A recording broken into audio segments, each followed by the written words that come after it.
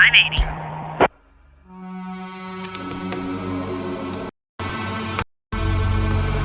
Get on the ground.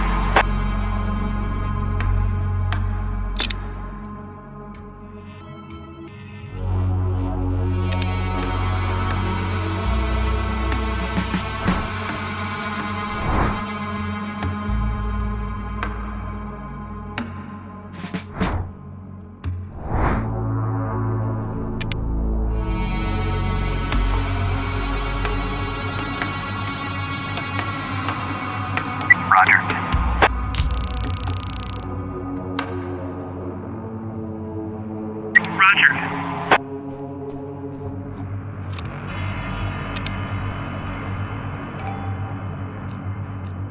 Roger.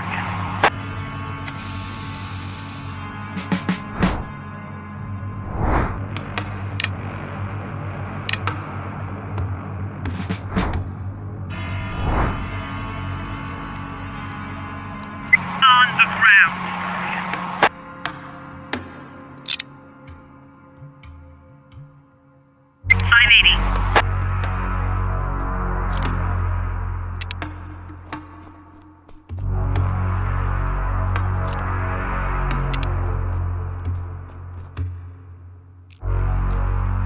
On the ground.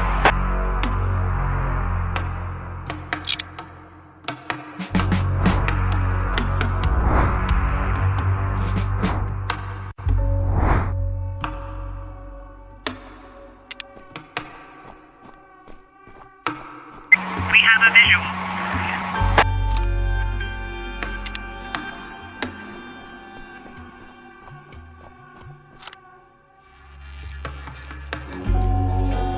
Roger.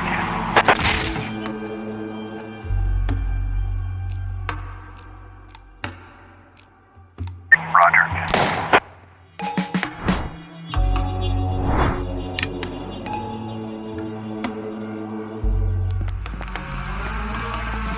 590.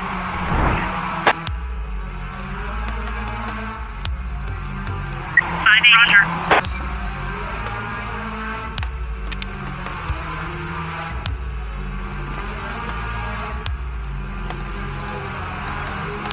Roger. Roger.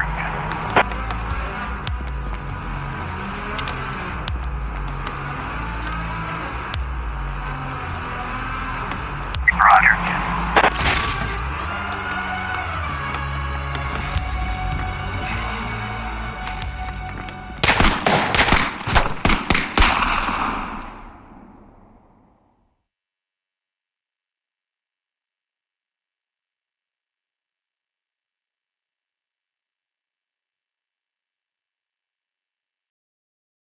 But today, I wasn't so lucky.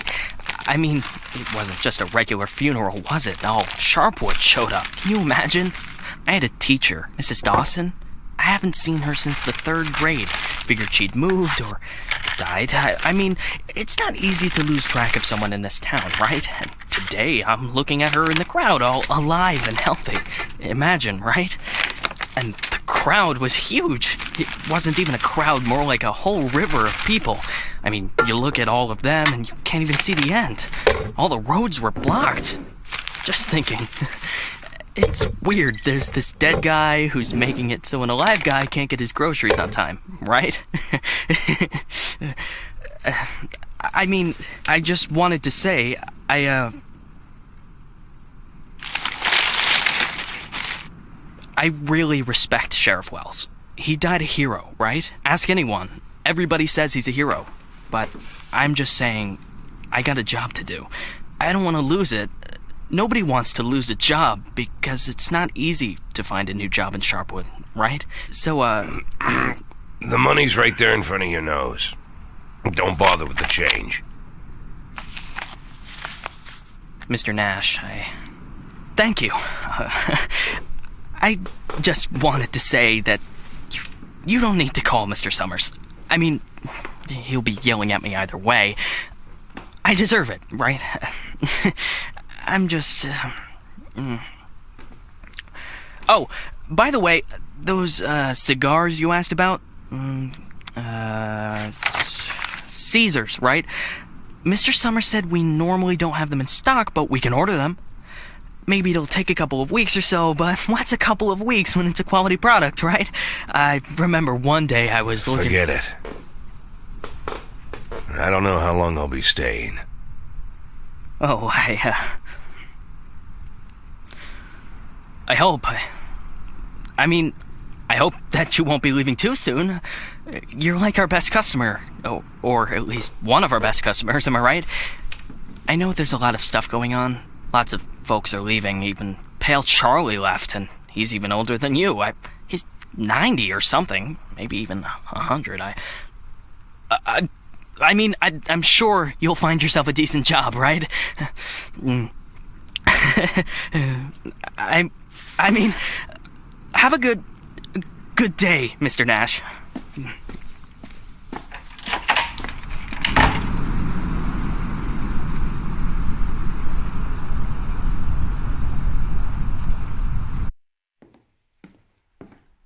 Hey, Lily. So we're getting rid of this thing tomorrow? What? We do what? That drawing thing in the hall. We're taking it down tomorrow? I already called Uncle Dimitri. He'll cart it off for us. Might even get a couple of bucks for it. Whoa. First, it's not a drawing. It's a tapestry, okay? A beautiful work of art. You didn't notice, did you? Second, it's hanging there for a reason. And third, and most important, Oh, you mean that drawing in the hall? Great. I'll get a hanger tomorrow so we can put the TV up there. And maybe a VCR, too. What do you think? Jesse, we are not taking down the tapestry. TV? That's not a bad idea. Sure, but I was thinking, I thought we could put a snack machine here. I'm tired of having to drive 20 minutes over to Bad Ears gas station for smoked cheese in the middle of work. Like I've got nothing better to do, right? As if You see how much space that giant thing takes up? We can put a TV up, an arcade game, probably even a pinball machine. Speaking of which, my son moved in with his wife and dairy, so we've got an extra VCR. Only thing is, he took all his videotapes with him, so we can't... Oh, no, tapes are no problem. I've got lots of tapes. Plus, if we tell the guys that everyone's bringing in a couple of movies, then we... Look, I just need you to... Hey, what kind of movies you got? All sorts. Bloody Shirt 2, Bloody Shirt 3, Bloody Shirt 4, Hard-Boiled Women, Demons on Fifth Avenue. And you've got that movie where this pilot is flying around the earth, but he's running out of fuel over the ocean, so he makes a deal with Satan, and Satan sends him to fight an army of skeletons, and the skeleton general, you can't fuck with him. Yeah, that's The Wind Blows into Hell. One of my favorites. Goes without saying, that's every man's favorite movie. Am I right or am I right?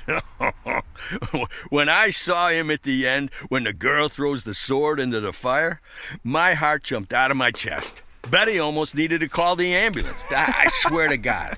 You need to take better care of yourself, old man. I've also got this movie. It's actually a cartoon, but it's for adults, This guy gets the ability to undress people with his mind. So he goes into work, and he works in a bank, and his boss is a real bitch. But the bitch has some great boobs, and she calls him over to her. Tomorrow. We'll just discuss it tomorrow. And she says there's some problem with this quarterly report. Some kind of paper got filed in wrong, and he asked, like you sure... What the hell, Gail? Sit down and get ready to type. We agreed. Lily, we'll finish that damn letter of yours tomorrow. And if we're lucky, we'll even... Gail, take off your stupid hat and get back to your desk. I'm the sheriff and you'll do what I say. I'm the sheriff. Lily, you do know you don't have to be such a bitch, right? Bad Ears gas station closes in half an hour, so if we don't finish this stupid letter in the next 10 minutes, I'll be out of smokes until the morning. And if that happens, I'll be coming into work in a bad mood tomorrow. And if I come into work in a bad mood, Just shut up and type. Okay. I'm ready. And for God's sake, let's stop taking half an hour on every sentence, okay? First, read what you've got so far. Of course, we won't be able to pay you serious money. It's like we won't be able to pay you anything at all. But I hope that you feel the same as me, that the safety of our native town of Sharpwood is a question of duty and honor, and not of material gain. No, not just the last sentence. Read everything from the beginning. Lily, come on. Read it from the top. Dear Captain Carter, I imagine you've already heard the sad news that has prompted me to write you. I'll be frank. This letter you're holding is a plea for help. The police department of Sharpwood All right, was deprived. that's enough. I can't take it anymore. We'll just pick up where we left off. Do you think Captain Carter will even read this? Lily, let's just finish it. And then... They got him. The guy from the flower shop, remember? He's one of the neckties. We're sure this time. Where are they taking him? Are they bringing him here? They already did. He's here. Did he have the goods on him? Has he said anything? What does he know? Well, you want to find out, or you're just going to sit there?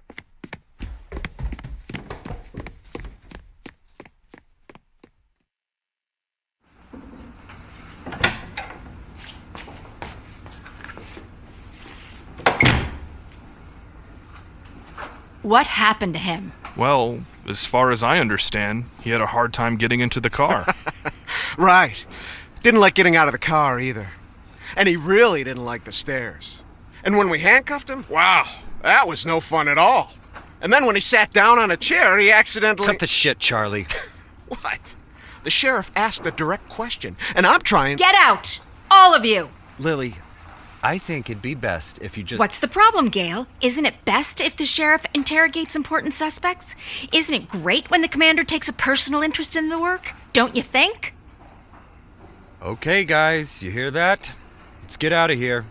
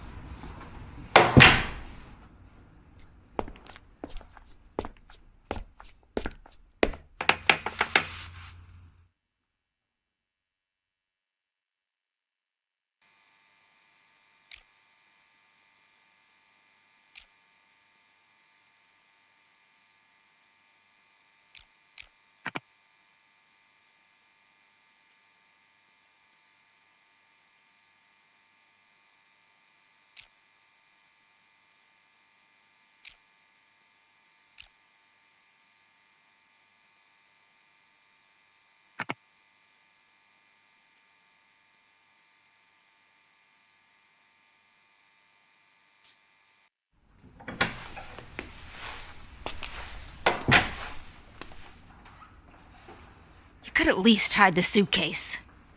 What? Oh, this? It's just... Charlie, shut your trap and get ready to question the suspect.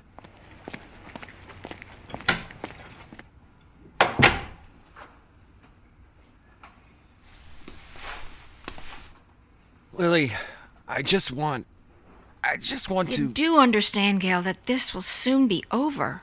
All of this. You understand that, right? I know, Lily. I know. I need to finish writing that letter to Captain Carter.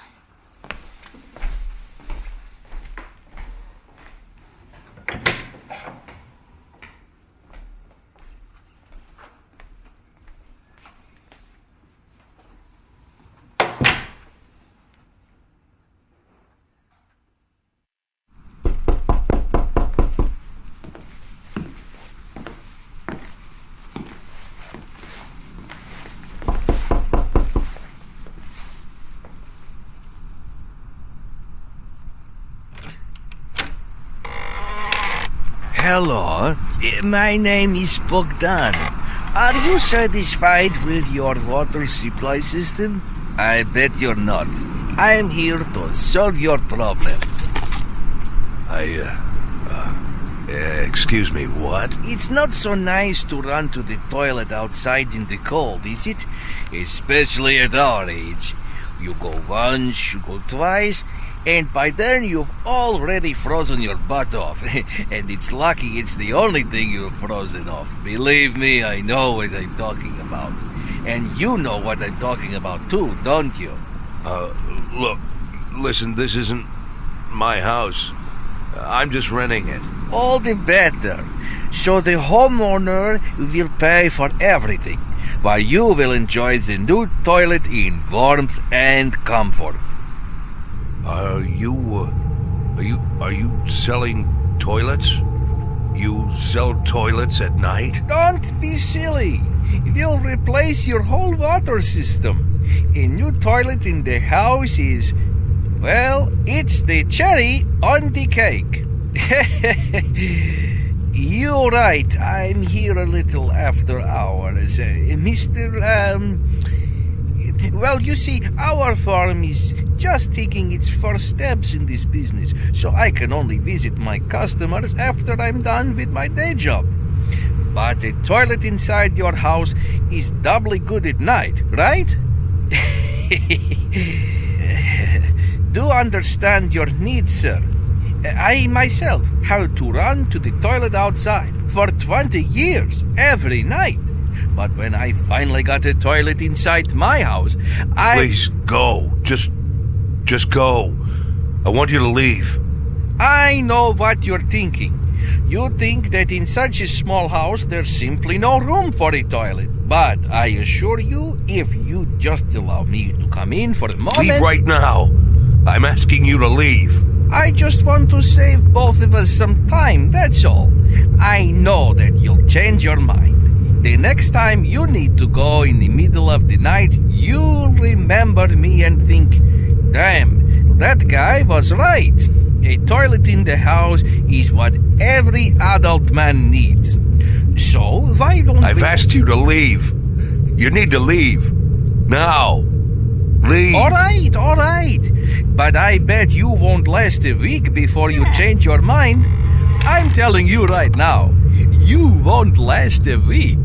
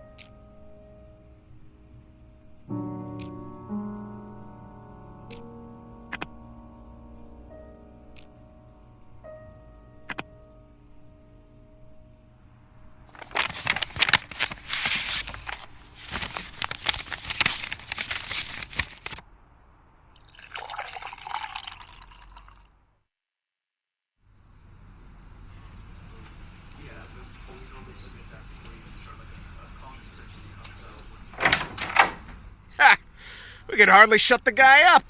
He wasn't so tough. I didn't even get to the Phase 3.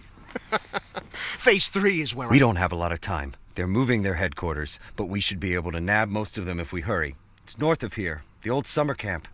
But they never keep the goods at their headquarters. They always use a different place, usually an isolated house on the outskirts. Most of the time, these places have random tenants who don't even suspect that there's anything hidden under their floorboards. That way, the drugs can never be linked back to the neckties or the neckties to the drugs. You remember that little tavern called Fray? We went drinking there after graduation and broke that big mirror. Mr. Blaine's converted it into a house, and now he rents it out for almost nothing. 2 weeks ago, an old man moved in, and under his floorboards, there's 27 kilograms of heroin. I'm starting to think that guy is leading us around by the nose. I'm betting there's 4 or 5 armed guards at the house. But you said it's a small place, right? Well, I bet there's 2 at least. I don't believe they just left the stuff under some old man's floorboards.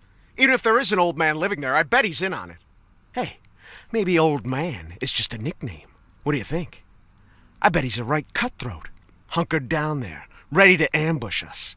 Maybe he already... Well, you and Corey, go check it out. Take 2 cars in case it's not just an old man living in the house. Whoever you find there, bring them in. And don't forget about the heroin. Rest of you will come with me to storm their headquarters. Sound good to you, Lily?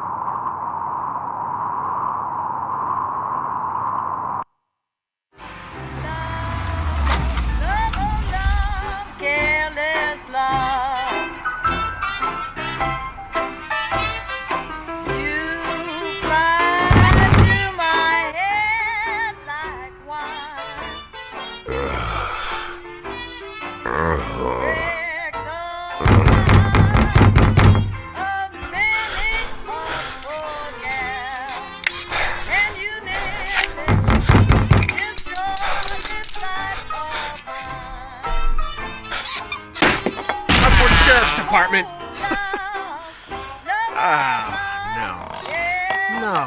No.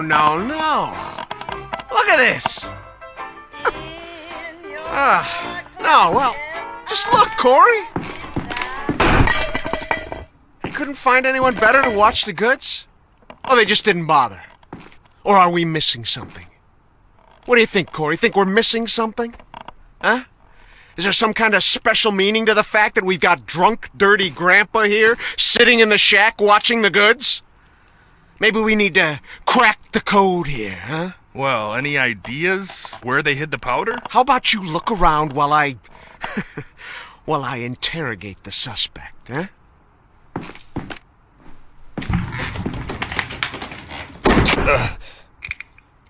You. What's your name, old man? Boyd. What did you say, old man?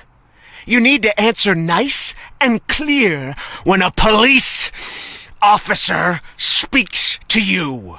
My name is... Nash. Warren Nash. I'll tell you something, Warren Nash. 15 years on the force. I've seen all sorts of dirty shits. This town isn't exactly upscale, in case you haven't noticed. I've caught thieves, caught rapists, murderers, and drug traffickers. All part of the job, you know? I'm doing my job. Nice and easy, like a professional. But here you are. This filth, you don't make it easy to be easy. Filth like you drives me up the wall. With scum like you, I just can't keep up the cold-blooded professional attitude. I just can't. You know why, Warren? Because... Oh, I'm sorry, Warren. I'll be just a second, all right? Shit, Charlie! What the hell? Do you want... Corey, just look for the fucking drugs while I'm busy with the fucking suspect, okay? So, Warren, filthy things like you drive me nuts. 'Cause you think that we'll never catch up with you. You think the police can't do anything. You think we just rescue cats from trees and help old ladies carry their bags up to the porch. You think, you believe, you really believe that we'll never get to you. So you don't even have to try. You taking good care of the goods here, Warren? You ready for us here, Warren? Just waiting in ambush, Warren? You did fucking nothing, Warren! Fucking nothing! Because you thought we'd never come. But here I am, Warren. Here I am! What are you gonna do now, Warren? What's the big plan, Warren? Hey, I think I found something. You hear that, Warren? He found something. Next time, hide it better.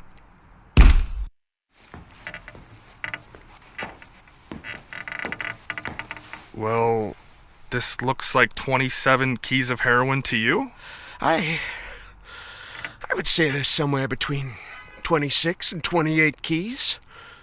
Well, that sounds like 27, right? Yep, looks like 27. So what are we thinking here? You load it up in the car and I'll pack up the old man. And any of this other junk we might need.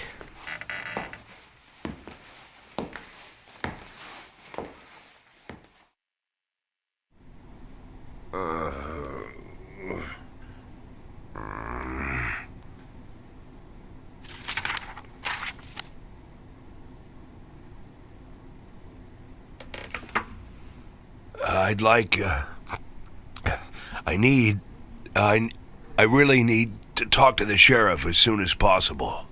I'm Sheriff Reed. You can talk all you like, but if I were you, I'd wait for my lawyer, Mr. Nash.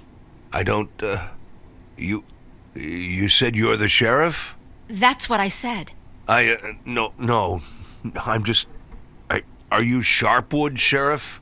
I'm the sheriff. You could, do you have the authority to... Look, I'm wearing a shiny star on my chest. I'm sitting here in the middle of the night, and even though I'm exhausted, I'm poring over murder files that no one else wants to bother with. So yeah, I'm the sheriff. I may not be used to all this, and I'm not sure I ever will be, but I don't have another sheriff for you, Mr. Nash. You might as well accept it. Listen, Sheriff, Sheriff Reed, right? Great, Sheriff Reed. I need to talk to the sheriff, and you're the sheriff, so it's even better. I mean, older sheriffs sometimes... Well, that doesn't matter. It doesn't matter. I'm not talking about that. I just want to say that there's been a mistake, and I want to help you out here because there was a huge batch of cocaine hiding in your house. You want me to believe you didn't know anything about it? I rent that house. Only lived there a couple of weeks, and you know all that, right? It's easy to check, huh? Yeah, it's, but that's not important. It's not that I'm trying. Listen, Sheriff Reed, you have to listen to me very carefully. I'm a policeman, just like you know? Oh, so you must be undercover. Is that it, Mr. Nash? No, it's much more complicated than that. My name isn't Warren Nash. Yeah, I already knew that. Your fake documents are so bad they practically fell apart in my hands. If you let me explain, would you like to see my real document, Sheriff? Look, that humidor, you see it? What? That little box, the little wooden box on the table, see? Looks like a jewelry box? It's locked. We'll crack it open in the morning. Wouldn't you rather open it now? Please, Sheriff Reed, let's open it now, and I'll try to explain everything. I'm in a very difficult situation, and I'm asking you to listen to me. Just open the box, and you'll find my passport in there, my real passport. My name's Jack Boyd. The documents that say I'm Warren Nash, I bought them for $90 at the rail station. Please, just open the box, and I'll explain everything, please. You say you were a cop, huh? Yes. I was a cop. I was the chief of police, just like you. Look, it's a very long and complicated story, but I assure you this is all just a huge misunderstanding. And the fact that I've gone into hiding here, the fact that I'm here at all, it's an injustice that I want to correct. And I'm asking you to help me.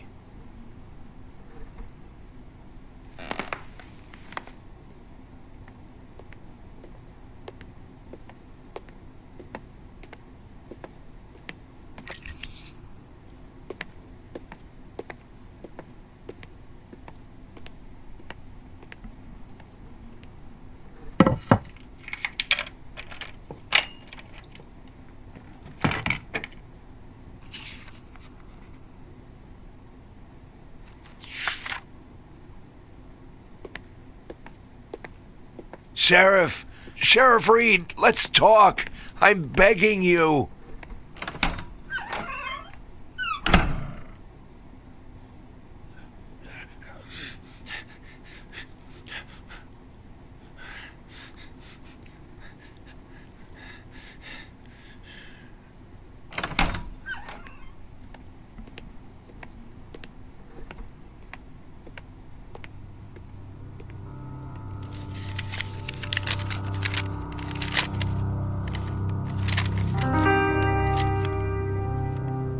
Sheriff Reed, Do you even know what you've been accused of, Mr.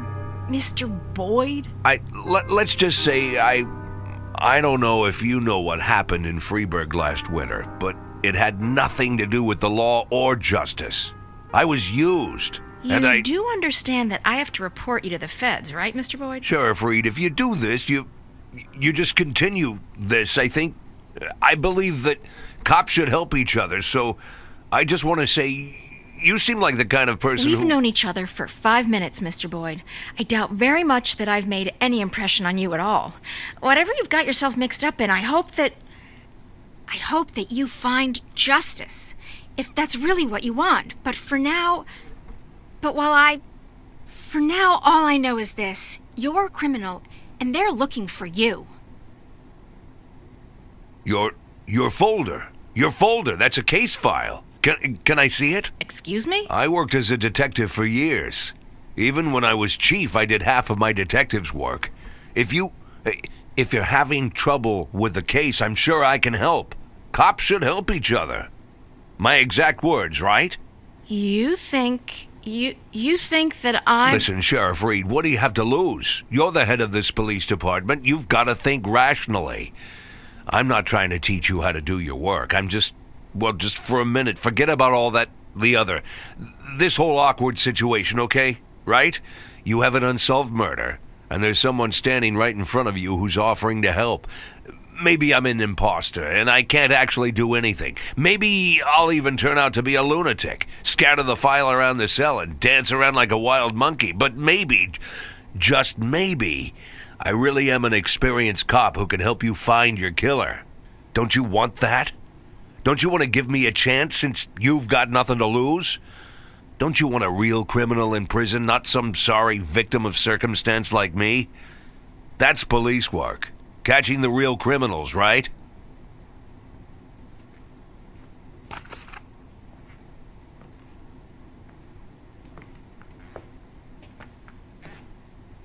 I guess I'm going crazy.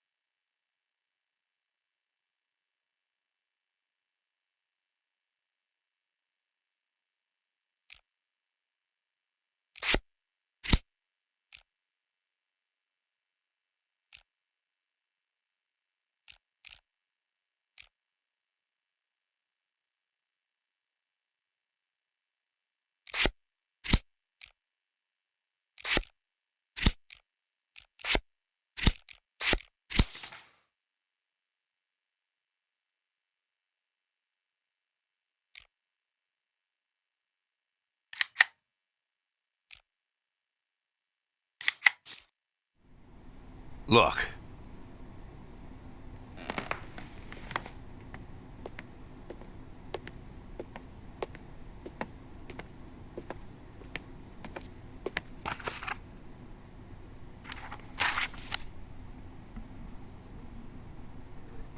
Lily, are you there? Lily! Lily here. Come in. Can you grab the box of flashbang grenades and get over here? There's no time to lose. Lily! Copy. I'm on my way.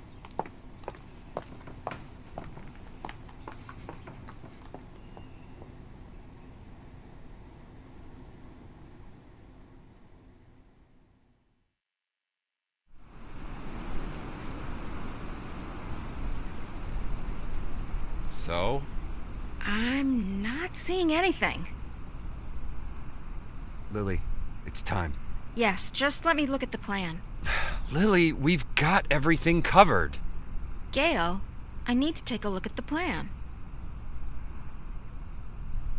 Gail, the plan? Lily, do you want to look at the plan or do you want to change the plan? I need to see the plan before I decide whether I need to change it.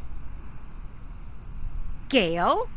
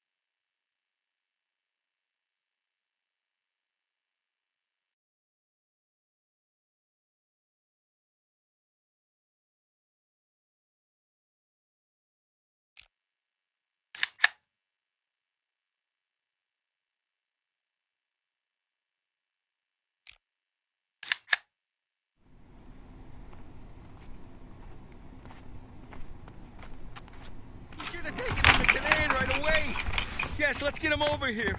Someone needs to go get Kanan. Does anyone know Kanan lives? Jesse, grab that blue bag over there. Bring it over here. I'll call him. Bring me that bag. I'll call Kanan. The bag, Jesse. Jesus, Jesse, we don't have time for that. Bring me that bag. No, come on. Lily, put pressure here. Press there and don't let him. Make it? You think he'll make it?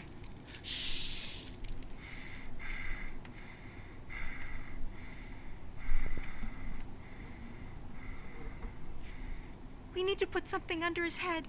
He's dead, Lily. Lily, he's dead. Gail's dead. Now you can call Kanayan.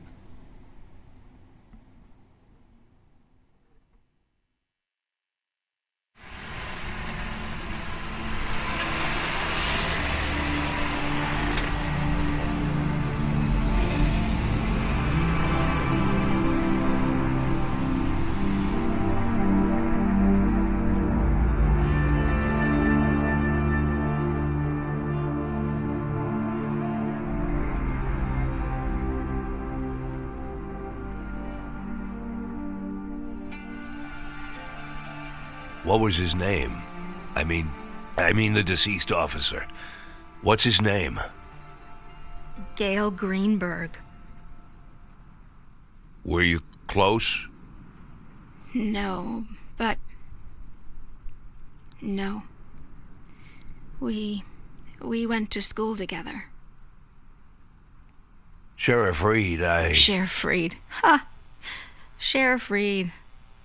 If my dad could hear you say that, he'd died of laughter. He'd laugh like a madman, choke on his favorite meatballs even. Sheriff Reed. Call me Lily. My aunt lived in Freeburg. She sold flowers. Had her own store, a little shop. My mother and I used to visit during the summer. You have warm summers there. Warmer than here. Anywhere's warmer than here. So, what happened in Freeburg? Mr. Boyd? That's a very... I'm sorry. Forgive me, Lily. I begged you for a chance to tell you everything, and now I don't know where to start. You were slandered? You could say that. So you aren't guilty of anything? I'm plenty guilty, but not what I've been accused of. I was just a fool. A blind fool. You're right, Mr. Boyd. I'm sorry? The sheriff's job is to think rationally. I figured I might be a shit cop, but at least I can think rationally. Now I'm not so sure. Lily, listen to me. You aren't guilty of anything. I've been a police chief going on 13 years, and I can't say that I never... let's just say it's a difficult job. It gets complicated. And to put you in this position, it was, I just want to say Don't that... be shy, Mr. Boyd. I don't make much of a sheriff. Is that what you wanted to say? Because I completely agree with you. Lily, listen to me. I'm a policeman. Whatever position I'm in now, whatever this is, whatever my official status, I'm still a policeman. I'm a policeman and I know how to do this job. And I will help you. Cops should help each other. Isn't that what we were talking about earlier? Don't you agree with me?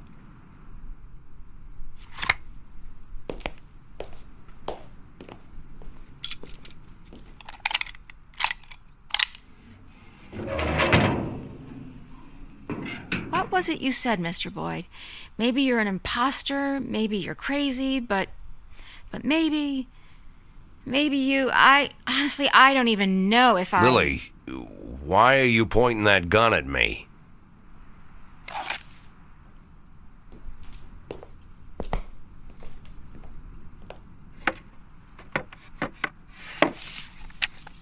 Can I get out of this cage?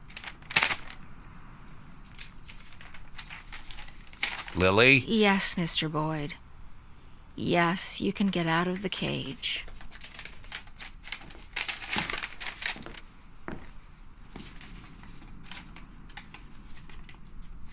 You want me to... Well, I guess I'm asking. You want me to get to work? What is it you want me to do exactly? You can get some sleep in the break room. It's over there to the left, the dark green door. I'll still be here in the morning, and in the morning we... Well, we'll figure this out. Tomorrow you can gather up your things, Mr. Boyd. Yes, I just...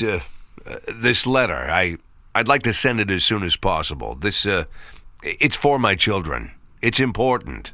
I can mail it for you. I don't mind. I've got a letter to mail myself. Lily, I wanted What? to... You want to know if I'm going to call the feds? No, I won't call the feds. Do I realize that means I'm breaking the law? Yeah, I know. Do I understand that you could make a run for it at any time? Yeah, I know that too.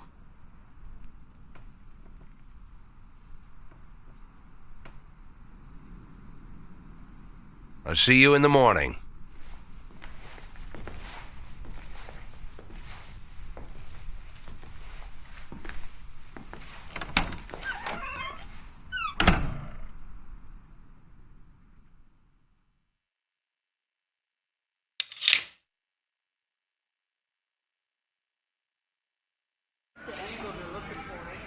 Any other questions? So how long you been working undercover? Since February. So you're like our new sheriff now, huh? Mr. Nash will partly take over management of the department. Some of you will now be his subordinates. Bad news, Cliff. I'm still the sheriff. Well, if you understand everything and there's no more questions, then let's... Wait, I have a question. When are we going to take that thing down? I meant questions for Mr. Nash. Then I have a question for Mr. Nash. Mr. Nash, when are we going to take that thing down?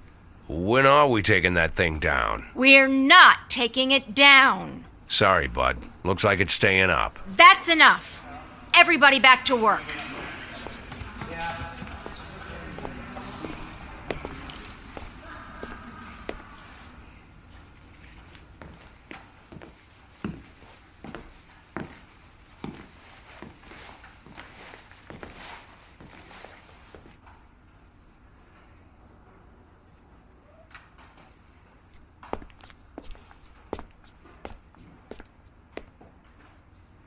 It was Sheriff Wells who hung that tapestry here. He said he made me his first deputy because I was the only one who understood what it says.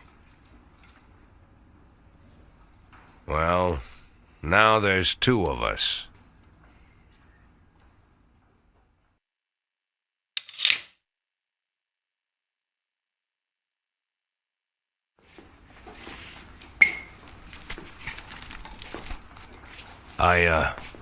Did I miss something? No, I just want to move into the office where you were working yesterday. So you're moving into a smaller office? I'm moving where I'm more comfortable. That's the office I used to share with Gail. It's probably too big for me, but it'll be just right for you. Can I help? No, I don't like people pawing my stuff. You could get a bite to eat. I'll be finished in like 20 minutes. I can handle this. At least I can handle this. Okay, then I'll go down to the dining hall then. Call me if you need me.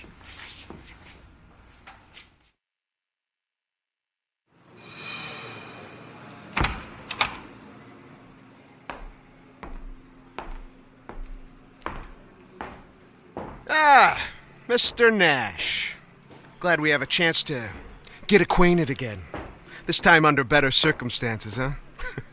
Our first meeting didn't go so smooth. You really must forgive me, Mr. Nash, for being so rude to you. It was rude of me to arrest you. You gotta admit, you don't really look like an undercover cop. Am I right, guys? But I didn't hit you too hard. I tried to be delicate with elderly gentlemen. I'm not some kind of monster. I didn't mean to offend anyone. You really shouldn't be offended. We're all grown-ups here. Why be offended? Why are you offended, Mr. Nash? I gotta say, I expect more from a senior police officer. Well, I don't know, more professionalism, you know? You seem like the kind of guy who sits behind a desk doing paperwork. Am I right, Mr. Nash? That the bathroom? Weren't you gonna drink your coffee, Mr. Nash? You're not incontinent, are you? Mr. Nash, do you have a problem? Is it an age thing, or did I just hit you too hard in the kidneys? If that's the problem, then I apologize, Mr. Nash. I tried not to hit any vital organs.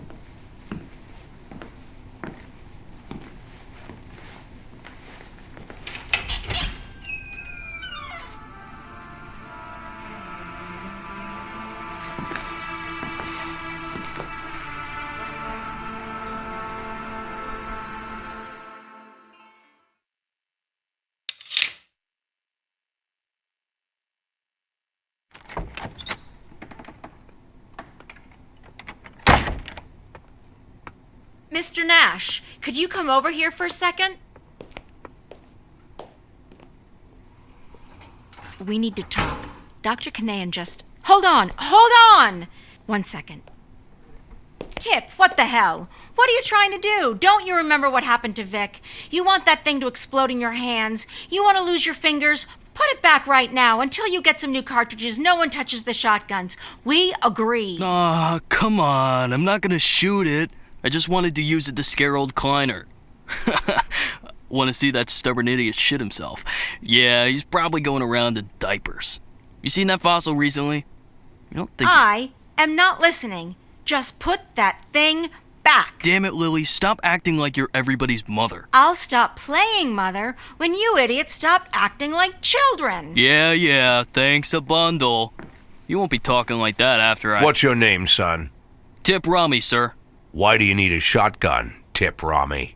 To frighten an old man named Herman Kleinert, sir. He's a local cobbler. The thing is, sir, the old man's grandson, Matthias Kleinert, recently raped a schoolteacher, and now no one knows where he is. I'm sure, sir, I mean everyone is sure, that old Kleinert is hiding his grandson somewhere. We tried talking to him, but it got us nowhere. To be honest, sir, the grumpy old maniac just stood in his door waving his gun, so talking just isn't going to work. I want to squeeze the old dirtbag, sir. Squeeze him good and get him to talk. Kleinert's gun shoots salt. Salt? That's right, sir. Salt. Well, what's the difference? I'm not saying he was going to shoot me. I just wanted to scare the old goat, you know? It's not like I'm going to shoot him. Probably. When you joined the sheriff's department, they gave you a gun, right? Of course, sir. But who's scared of a tiny little pea shooter? Everybody in Sharpwood has a gun. What else did they give you? I'm sorry, sir? When you entered service, what else did they give you? I was issued a uniform, sir. What else? A radio? And that's it? And a knife. This knife? That's correct, sir. Big, huh? I guess so, sir. What do you think, son? Think you could scare somebody with your big knife? I don't know, sir. Well, think about it. Here you have a big shiny piece of cold steel, nice and sharp, and you're holding it right to some bastard's neck. You bring it so close that one careless movement and you'll open an artery. But let's say you haven't lived such a clean life. You like to drink, so your hands are a little shaky. They shake all the time. If not today, then maybe tomorrow you'll slice someone open by accident. You think that's scary enough, son? Yes, sir. It's very scary, sir. Well, then what do you need a shotgun for, son? I'll put it back, sir. I'll put it back right now. Well, what are you waiting for?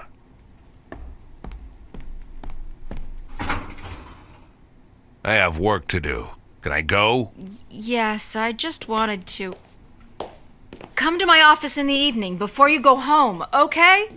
Okay.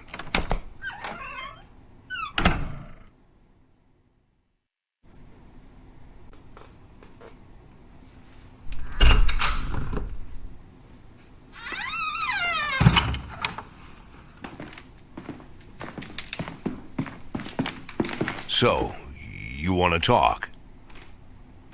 Yeah, well, before I... Well, thanks for helping me this morning with Chip. Sometimes he just...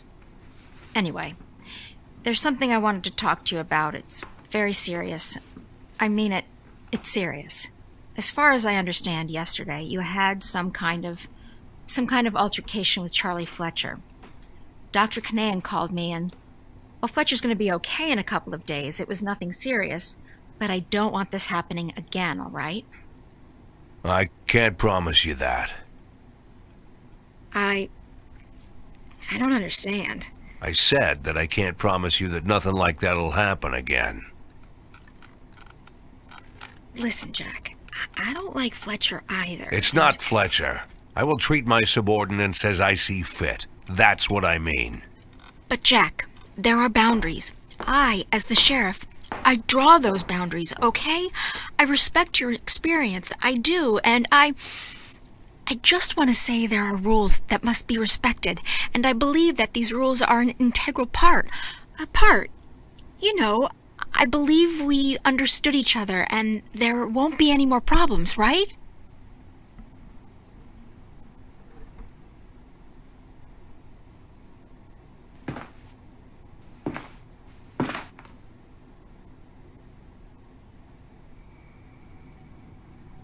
Why am I here? I'm sorry? Why am I here? Well, because I asked you to come and talk, and I... No, not here in your office, but in general. Here. What am I doing here? Why am I here, Lily? Because you got into a difficult situation, and now... I'm helping you steer the department. Look, I could run. I might go to jail, but I'm here. Why am I here, Lily? We could call it a mutually beneficial deal because... Why, Lily? It's a simple question, and the answer is also simple. Why am I here? Jack, I don't know what you... Yeah, it's strange, isn't it? Some bearded old man with fake documents strikes up a conversation with you, and suddenly he's... Jack, please, you know how much this... becoming the sheriff's right hand. Actually doing all the work of the sheriff. How does that happen, Lily? Come on, tell me. Jack, I'm begging you. The answer is already in your head. I just want you to say it, Lily.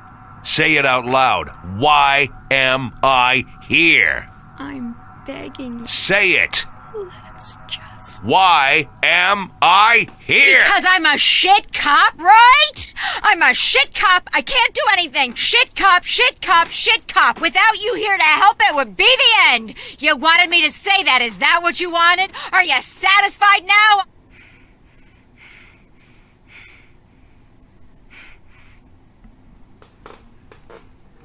I'm very satisfied, Lily.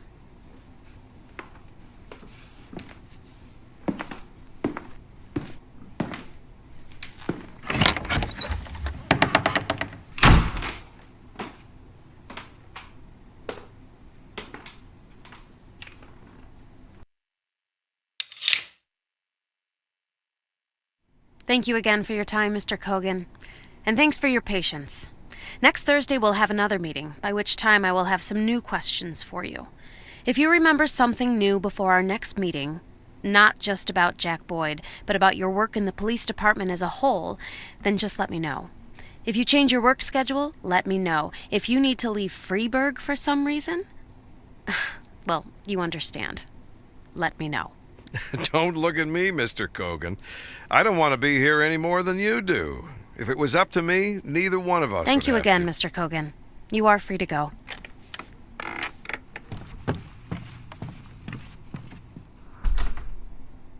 Take it easy on these people, Lana. They don't have to. I'm just doing my job, Wilton. It's your job too, remember?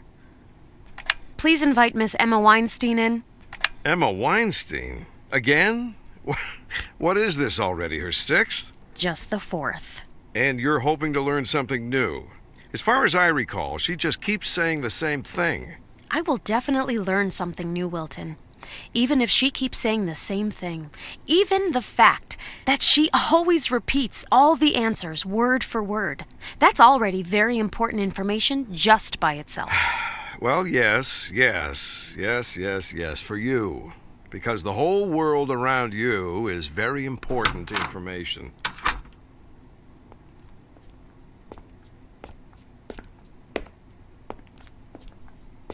Good morning, Miss Weinstein. I'll ask you some questions, some of them new, others I've already asked you during previous interviews. But I hope that you'll be kind enough to... You can ask me any questions, Miss Thurman. I'll answer you. For the second time, the 5th, the 10th, as long as it takes. You know that. Then let's not waste any time.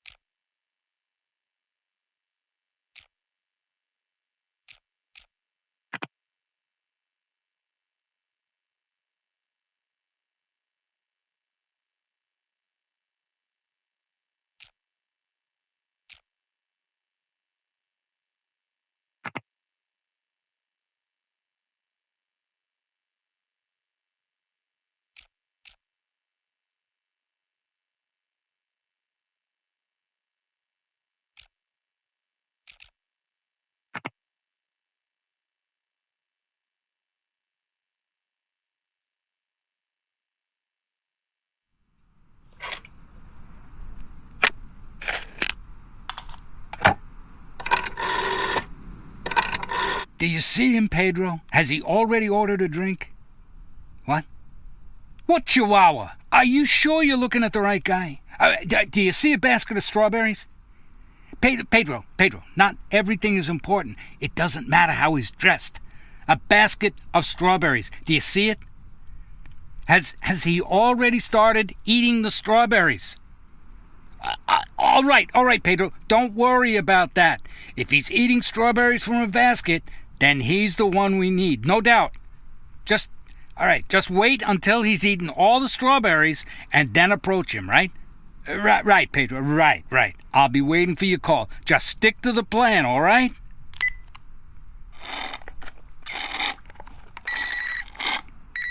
Pedro? It's me. Jack. Yeah, I was sure you must be dead. Look, Fray, I know that I hear there's a federal agent who's interested in you. He's already reached Millington. From there, I think he'll be heading north. What do you think, Jack? Has he picked up your trail? Fray, let's just talk. Jack, how happy he'll be to find out you're still alive. A young agent, let's call him Chris, dreaming of a brilliant career. He wants to prove to his alcoholic father that he's made something of his life. And the girl, let's call her Tanya. She's recently left him.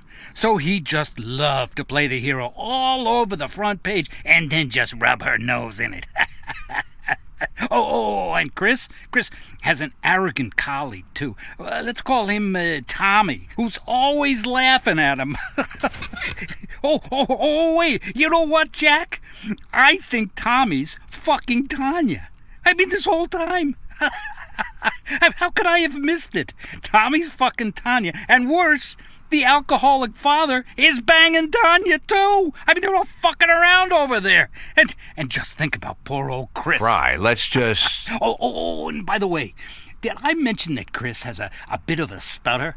Naturally, that meant problems at school. And not just at school, but at the academy, too. Yeah, he was nearly kicked out of the academy twice, even though his marks were brilliant. Imagine, they were ready to kick the guy out just because he stutters a little. No, nobody wants to have anything to do with him. You know what that's like, Jack, huh? And suddenly, our stutterer Chris, less than 6 months at the Bureau, he catches a fugitive off the federal wanted list. And not just anyone, but Jack Boyd, the king of corruption. I mean, the symbol of our whole society's disintegration. Al Capone in a police cap. Nobody else could do it. But there's just something about Chris, you know, Jack? Good Lord, Fray, it's just... Now, Tanya wants to fuck him, and the prom queen Sharon wants to fuck him, and even Susie the ballerina, who turned him down on 3 separate occasions, because she didn't want to have anything to do with the fucking stutterer. Well, now Susie is showing off her pirouettes in his bedroom. And it's all thanks to you, Jack. All thanks to the fact that you couldn't stick to our simple arrangement and answer the fucking phone when I called. I couldn't pick up the phone because at the moment when you called, the phone was literally being shot at, and then You're one lucky bastard, Jack. I mean, you are lucky that I have such a cold, black heart, completely incapable of compassion. Without batting an eyelid, I will leave that poor stutterer Chris with nothing. I'll make a couple of calls, and he'll turn right around on that road he's on to Sharpwood and return to his miserable life of the lonely loser. He's just not the right man for Tanya. I mean, some people just aren't made for each other, you know. True, you'll have to pay me twice as much. Twice? 20,000? But I only just... That's not the worst of it, Jack. You not only have to pay me twice as much, but you'll have to do it 4 times as often. 20,000 a week. I hope whatever mess you got yourself in, you still got all your fingers, or at least enough of them to pull out a bank transfer. How long until the next payment, huh? 4 days? Come on. Let's talk Oh, I'm sorry, Jack. I have another call. I'm guessing that Mr. Cervantes just finished eating his strawberries. His what? Strawberries? Listen, Fray, I'm just asking you... Fuck.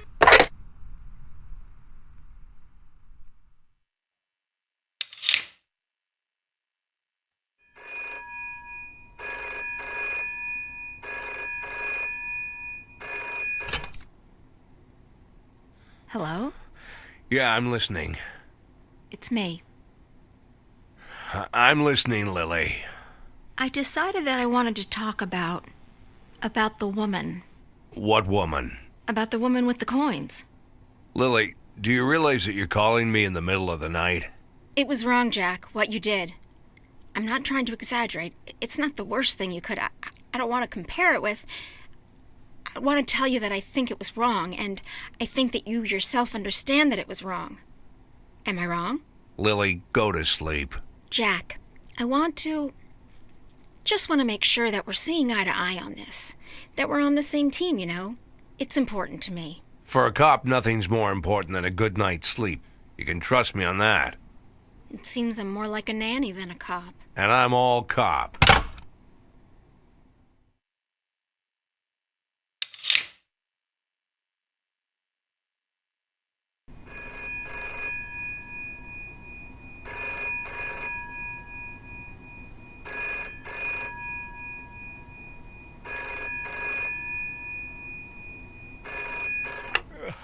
Warren Nash. It's me, Jack.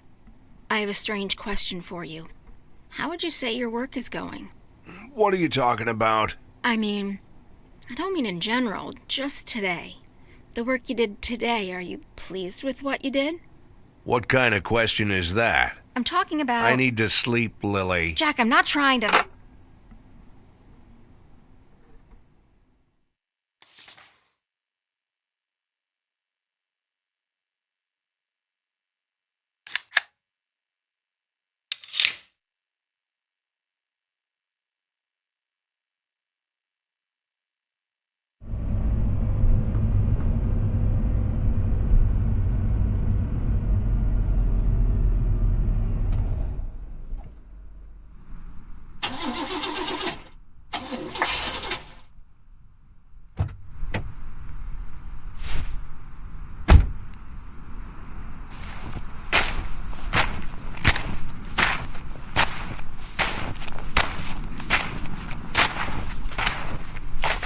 Do you live here, old man?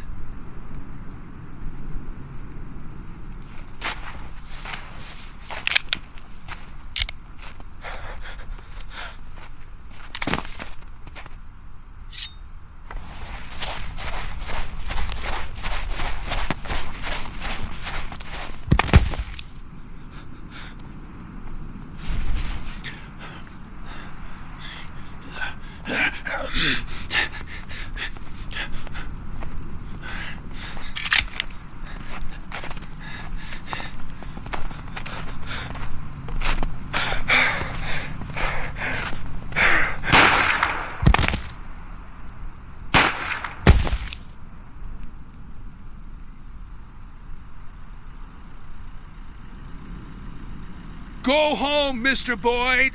Who am I talking to? My name is Colonel Liam Henderson, but as you can see, we'll have to do this some other time. How do you know my name? I think there are only two of them, but best be safe. Check the area and tell Mark to shut off that engine. Someone will have to stand watch here until morning. Hey! I'm talking to you! Go home, Mr. Boyd. Lock the door. Stay away from the windows. Don't come out till morning. We'll talk another time.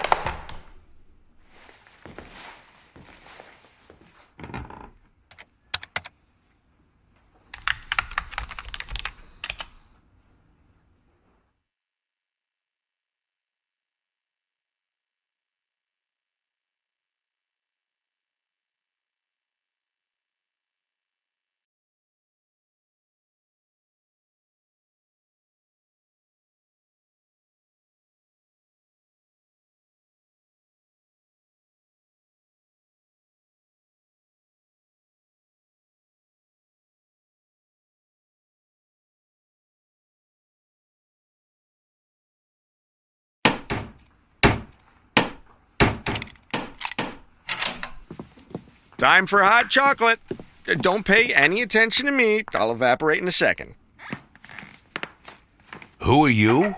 I'm Sean Moreno, secretary and dispatcher, office manager, sometimes even the plumber. I have a very wide range of responsibilities. It's easier to say what I don't do. What, and delivering hot chocolate to the offices? Is that one of your duties? No. Well, not usually. But I thought that this morning you might need a big mug of something warm. It's easy to catch cold from lying down in the snow at night. And we don't need you catching cold, right? No, that was one cold night.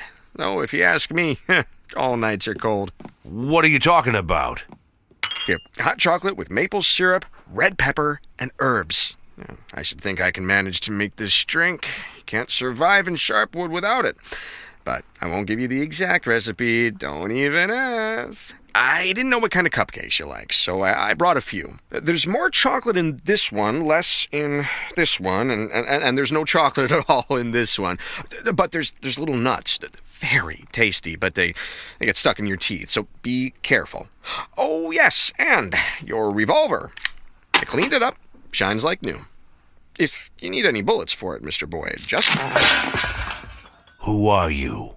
Like I said, Mr. Boyd, I have a wide range of responsibilities. Secretary, dispatcher, manager, plumber, and Colonel Henderson's bitch? That about right, you fuck? That about it for your responsibilities? Think you can come into my office like that and call me Mr. Boyd, you fucking piece of shit? There aren't any bullets in it, Mr. Boyd. Oh, well, you want to see what I can do to you with a pistol with no ammo, you fuck? I'm a man of many talents, just like you. I have no doubt, Mr. Boyd. Actually, I'm a big fan of your talents. You're a legend, Mr. Boyd. I look up to you. What are you going on about, you dirtbag? It's what you did in Freeburg. The plans, the whole operation. The story about the antique weapons, the Japanese businessman's money, the park construction project. I can't pick a favorite. Well, it's probably that case with the De Vroom painting. Oh, that was top class. You're the only man who's ever turned corruption into art. If someone were making a film about you, Mr. Boyd, I would... Listen to me carefully, secretary, dispatcher, manager, plumber. I don't know what you read here in the newspapers, and I've got no idea what your boss could be dreaming, but you got me wrong, okay? I was a scapegoat. I once let motherfuckers like you manipulate me, but I learned my lesson. So if you're gonna threaten me, you better just get it over with. No one's threatening you, Mr. Boyd. It's quite the contrary. Once you get to know Colonel Henderson better, you'll see you have nothing to fear. Like I said, I appreciate your talents, and Colonel Henderson appreciates them too, believe me. No, it's a lucky thing you arrived in Sharpwood when you did.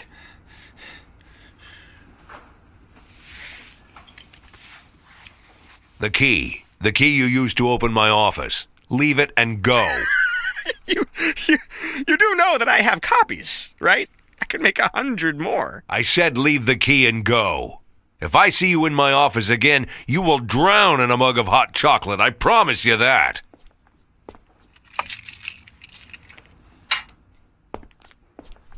You have nothing to fear, Mr. Boyd. You're safe here.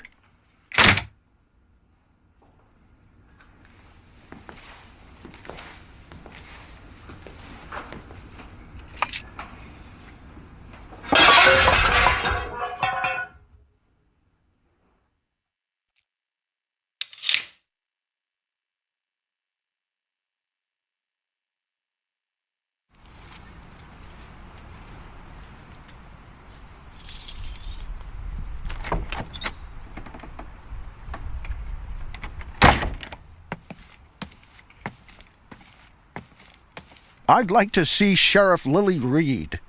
Why do you need Sheriff Reed, Mr. Carter. Captain Britt Carter.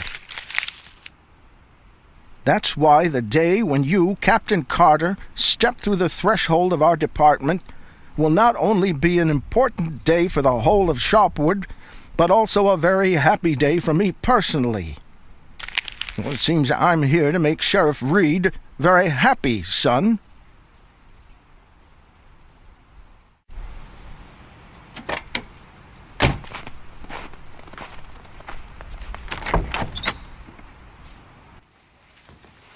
Hey, I told you to stay away from my office. It looks like we've got a problem here. And I need something that will help with these headaches. I get migraines, you know. Or is this a migraine or is it just a headache? It's not the same thing, you know. They're different things and they need different medicines. The cure for one is not the cure for the other, you know. And if something isn't curing you, it's killing you. The medicine for headaches won't help with migraines. Dr. Kanayan explained the difference to me, but I Okay, do you need an aspirin? No, it's a different one. Acetaminophen? No, the one with the letter B. Well, let's just write that down. We need to talk. Now. Excuse me, Mr. Nash, but right now I'm... Hey, can't you see? There's a line. What's going on here? I just listened to the needs of our townspeople every week. I try to help them get access to food and drugs that aren't easy to come by in Sharpwood. I don't want them going to the smugglers, you know? Get back to the end of the line. Quiet. I work here. Lily, there's a man You work here? Well, then, I'll tell you, boy, the floor in the corridor I walked across over there is the dirtiest floor I've ever seen in my life. And if my taxes are going to... I'm not the janitor. I'm a cop. A cop? Perfect. So you have to solve my problem with the rats. I don't... Lily, listen. There's a man named Carter waiting for us in my office. Carter? Wait, Captain Brick Carter? Yes, that's him. Would you, Tip. Write down all the medications Mr. Moses needs, then do the same for the others. Get everything down in detail. Oh, forget about your notebook. Take mine. Start a new page for each person. Got it?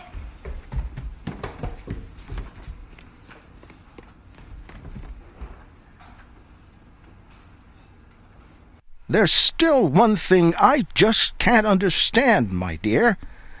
Why did you write me this letter? If you already have this... Mr. Nash appeared he appeared unexpectedly. He worked undercover for a while, and he was sent for by...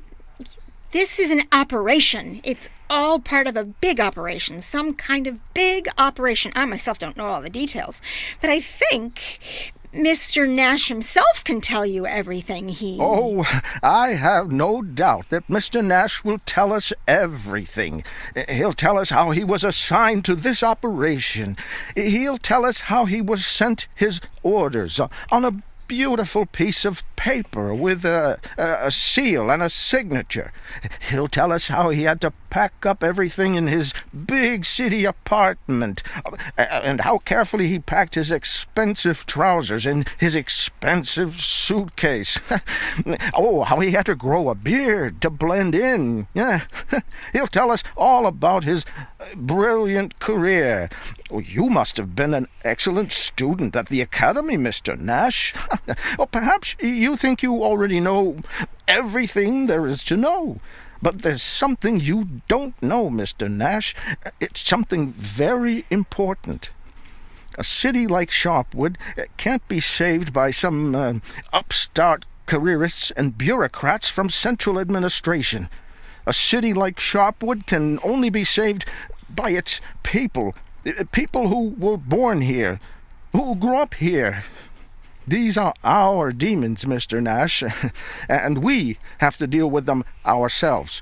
You were sent here by the chiefs in the suits, while I, prodigal son of Sharpwood, was returned here by the Lord himself. Oh, so in your opinion, Sharpwood will be saved by a lame soldier with no police experience holding his Bible at the ready? I will not take offense to your disrespectful remarks, Mr. Nash, because I myself was once just a stupid fool. I did not understand that God saved me in the war. I did not understand that it was He who helped me survive after what happened to me after the war. But now I understand. Now I see. Now I am ready, and have no doubt, Mr. Nash, I have come not with a shield, but with a sword. Well, then prove it. Work here for a week and show us what you can do. All right, I already said we're not making this into a stupid game. Mr. Nash, you've done an excellent job, but you have to agree that this isn't a game. This is a test. And it's a test that I humbly accept, my dear Lily. I have endured many, passed them all with dignity, and I will endure this one too. Oh, of course. You'll love it. Excellent. Just fine. Now we have 2 more stubborn boys in the department.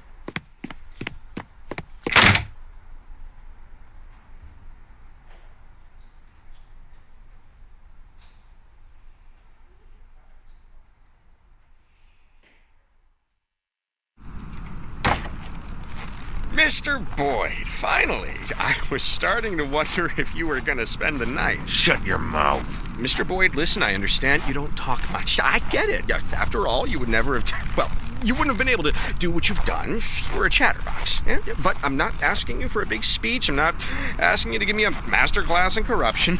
No, nothing like that. I'm only asking for one small story about the DeVroom painting. The newspapers never gave out too many details since the investigation was ongoing. But what's the difference now? What's left to hide? The painting couldn't be found, right? You made extra sure that it couldn't be found. Well, let's drink a beer sometime. Not today, no, tomorrow, or the day after, or the day after tomorrow. Just whatever's good for you. You see, I'm really interested in this. How did you pick that job?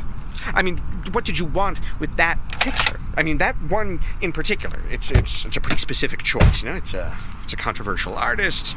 The critics don't agree. I've never heard of corrupt officials stealing paintings. They all take bribes, just bundles of money in paper bags, you know.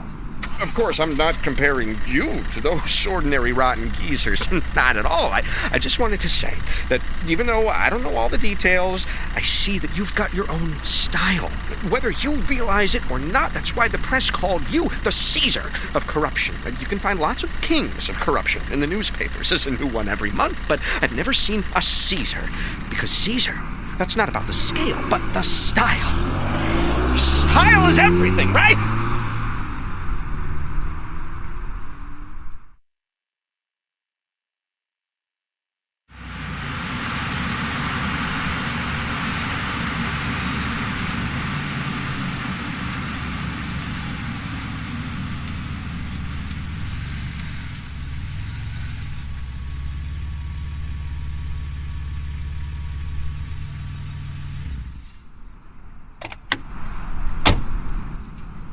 Please, Mr. Boyd. Why on earth should I get into the car with a stranger? Given your history, I'd imagine that you often had to get into a car with strangers. Back in Freiburg. Freiburg is different. Is it really so different? Absolutely. Friendlier? Warmer. Well, that's not saying much. Anywhere is warmer than here.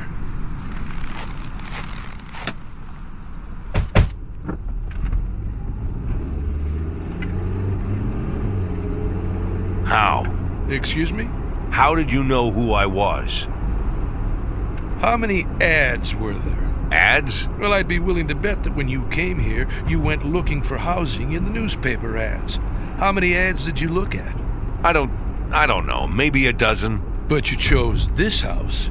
Why? Because it stands away from everything. Well, that's a reasonable choice. Unfortunately, the neckties choose their houses by the exact same principle. They stash their goods in isolated houses until they can find a big buyer, but they don't settle into the house. They let someone else rent it. It's safer that way. Look, I'm not interested in how these neckties do business. I just want to know how they found out my real name. I'm not a big fan of drug dealers, Mr. Boyd, but I have to give them their due. Many of them are amazingly smart, much smarter than your average drug dealer, you know. And the man who was appointed to watch your house, Arthur Sherman, well, it turns out he's quite the brain. He even went to college. Can you imagine? Arthur is so clever that when he realized that you're Jack Boyd, he didn't report it to his bosses. You see, the Ties are a wandering gang. Yesterday they worked in Ripton, today they're here, tomorrow they'll be somewhere else. They just shoot you to be safe, and that would be the end of it. But Arthur is clever, and he knew how valuable the information was, so he did the clever thing and brought it to me. But how did he know who I was? How exactly? Ask him yourself when you get the chance. Oh, looks like we've arrived.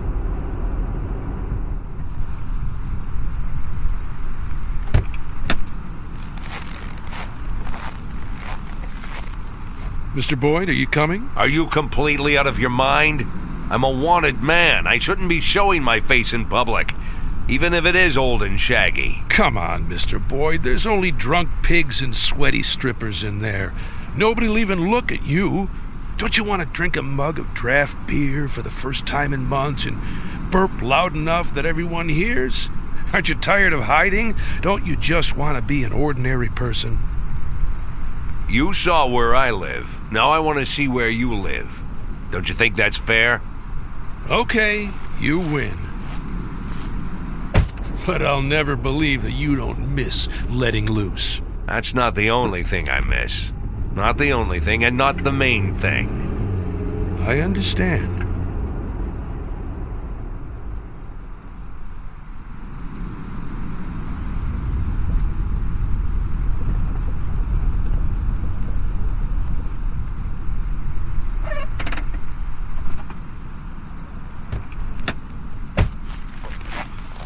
Well, here's where we live.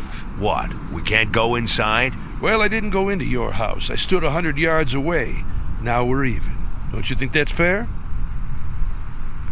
Arthur Sherman. I want to talk to him. Mick, bring Sherman here. I'm sure he must still be awake. Sean told me about this Captain Britt Carter of yours. Now, if you want, It won't be a problem.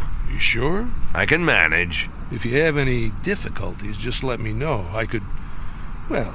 And I thought you were a smuggler, not a butcher. I don't like the word smuggler. Then maybe you shouldn't smuggle. Well, I'll put it this way. I don't like what you mean by the word smuggler. You must be right. Freeburg and Sharpwood are very different. What kind of goods came through Freeburg? Automatic weapons? Heroin? People? I'll be honest with you, I can't brag that I never had to trade in the first, second, or third, but my most popular product is canned soup.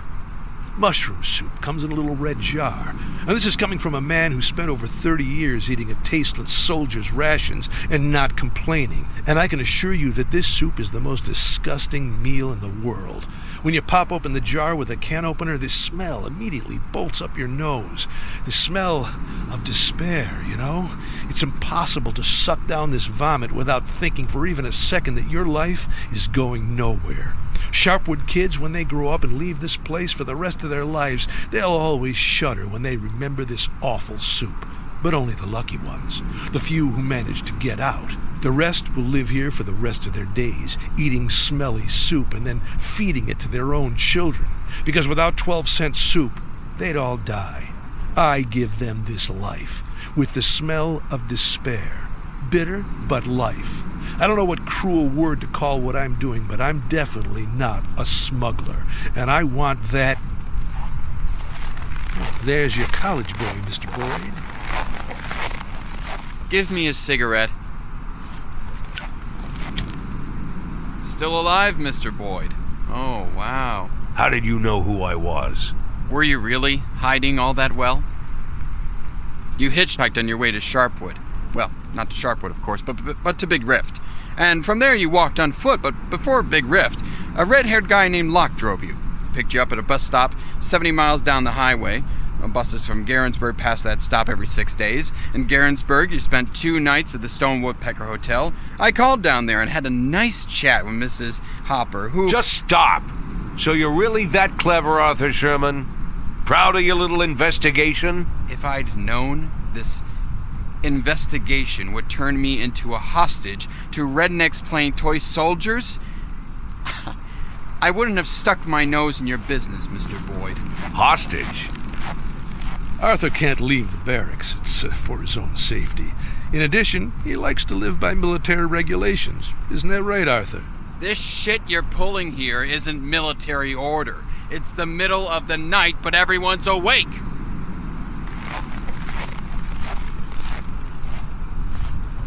He's right, Mr. Boyd. It's high time for bed.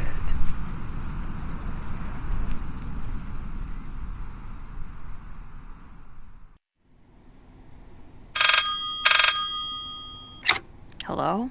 It's me. Are you awake? What do you think? Listen, I talked to Shapiro about Plunkett's situation. The truth is bad. He might not even make it to the end of the month. I don't know what he did wrong, but the dicks from the mayor's office don't even want to meet with him. But tomorrow, one of them will be considering your request. At least A.V. Carlos has to be there. Do you know what that means? I'm not... Come on, Reeves. Plunkett needs to show off, to show them that he has everything under control. He'll need to puff himself up like a tough leader, the only thing holding the prosecutor's office together, which means you're the ideal target for him to show them what a tough boss he is, you see? To put it simply, whatever happens tomorrow, just nod and don't say anything except, yes, sir, and hopefully the blowback won't get out of hand. Lana? Are you still there? You'd really like that, right? For me to always say, yes, sir, and that's it? Lana, what are you talking about? Look, I am trying to, well, sort of like trying to save you. Don't you get it? Good night, Reeves.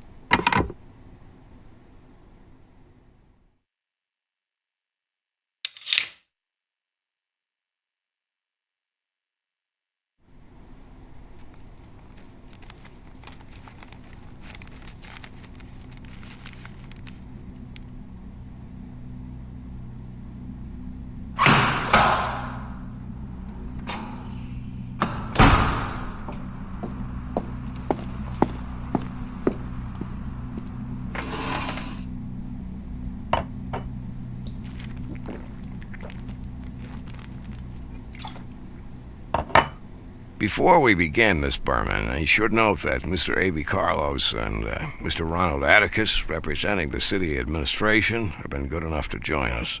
And Judge Hawkins has also kindly agreed to attend. The rest of these gentlemen, I believe you already are familiar with. Thank you, Mr. Plunkett. I'd like to start with... If you will allow me, Miss Berman, I will begin. I'm still in charge, aren't I? Yes, Mr. Plunkett. I didn't mean to... I would like you to answer a few background questions that will help us understand your investigation into the case of Jack Boyd. Of course, but I just What's so interesting about him? Sir, you ask me why I want to catch Jack Boyd? In my opinion, it's obvious that... No, Miss Berman, I did not ask you why you want to catch him. I asked why you're interested in him. Sir, I'm not sure I understand the question. Oh, well, in that case, allow me to phrase the question more precisely. You like Jack Boyd because with him you don't feel lonely, as you said in a telephone conversation on September 19th of last year. Or maybe because you consider him energetic and full of strength, as you said on another call 4 weeks later. The whole point is that... Mr. Plunkett, sir, before you go on, I think it must be said that... You know, Miss Berman, I am a man of conservative upbringing. I always imagine there are certain obligatory rituals and relationships between men and women. Going to the movies, meeting at the cafe, walking in the moonlight. But I see that's just boilerplate romance compared with these touching transcripts.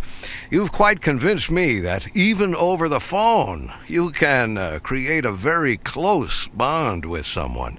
So close, in your case, that it creates an obvious conflict of interest. And although your connection with Mr. Boyd didn't end under the best of circumstances, I don't think I need to explain how grossly you violated professional ethics, and even, perhaps, the law. Sir, I'm not...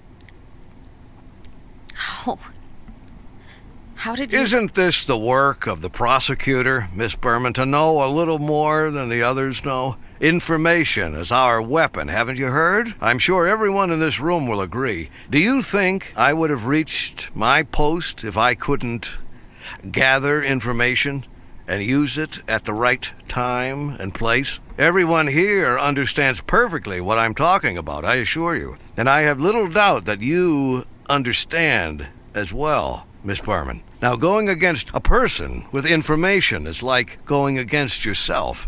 A young lady with ambitions simply cannot help but learn these common truths. Mr. Plunkett, there's something... But even truisms are sometimes worth remembering, are they not? If you'll just let me explain. I believe we're finished here, Miss Berman.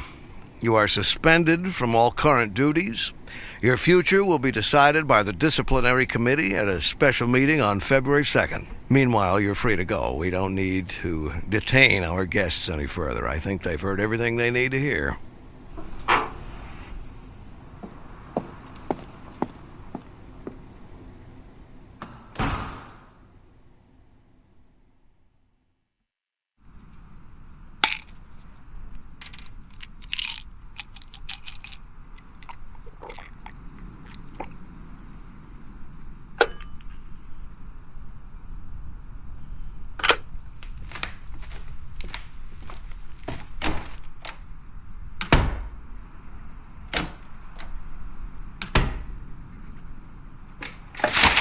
Damn.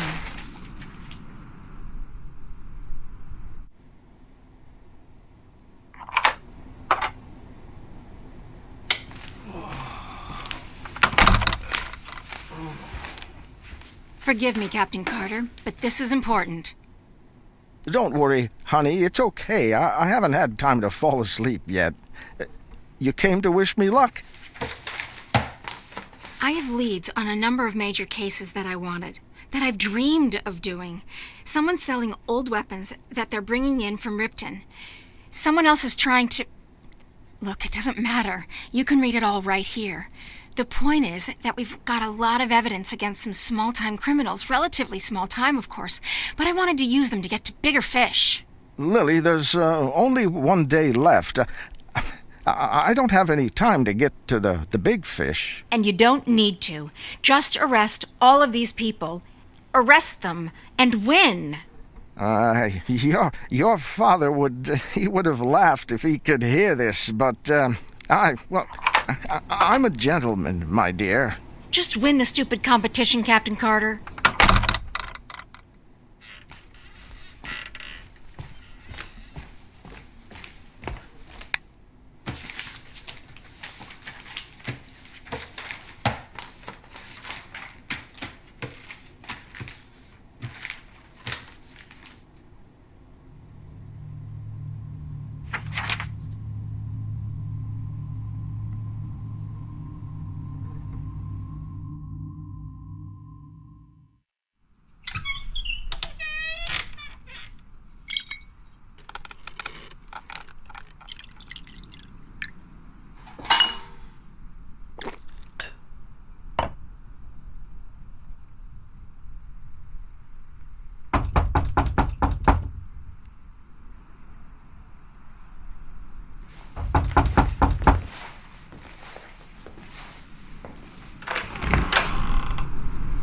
What? I forgot to give you your parking pass? I have my pass. Didn't Jesus tell you not to drink? That's right. I don't drink. I already went through that ordeal, but you... no. Well, it's nothing to be ashamed of. Oh, I'm not ashamed. You can be sure of that.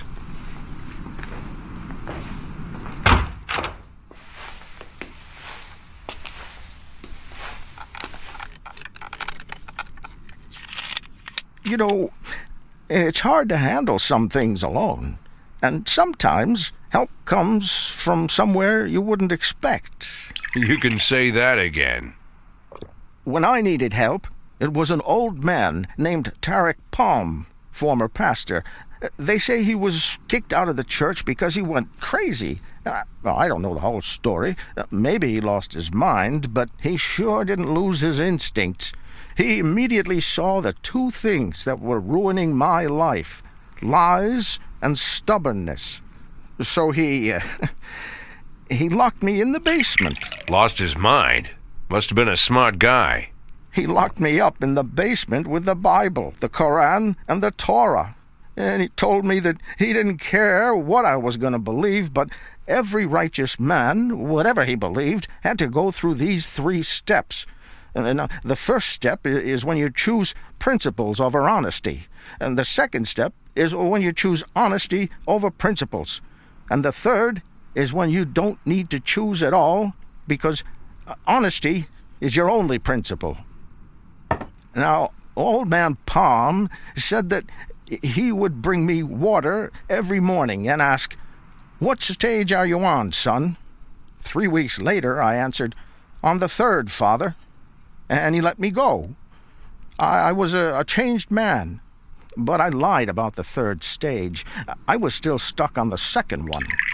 Well, I guess that makes you a cheat. And I'm not going to play cards with you. Don't even ask. The competition between us, maybe it was stupid, but... It was only stupid when you won it. I cheated, Jack. I won because Lily helped me. Brought me a pile of papers with lots of leads, and somehow this one was stuck in with the other papers. Of course, I was going to phone it in right then and there, but then I thought, what will happen if I call? The feds will arrest you. But what then? Would that be the end of it?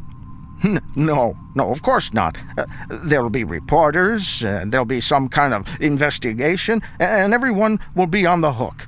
Lily, the other cops, our ordinary townspeople, everyone. It's hard to imagine how this would hit our town. Jack, I'm sure you understand.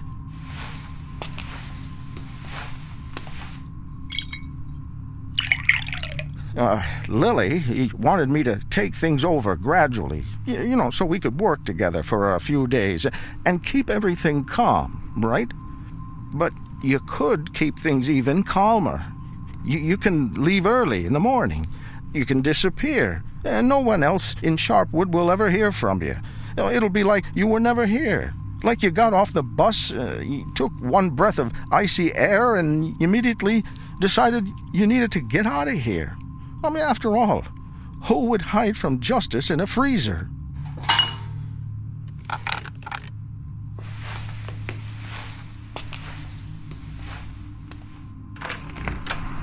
Don't be ashamed, Jack. Drink up. You haven't got through this yet. I have.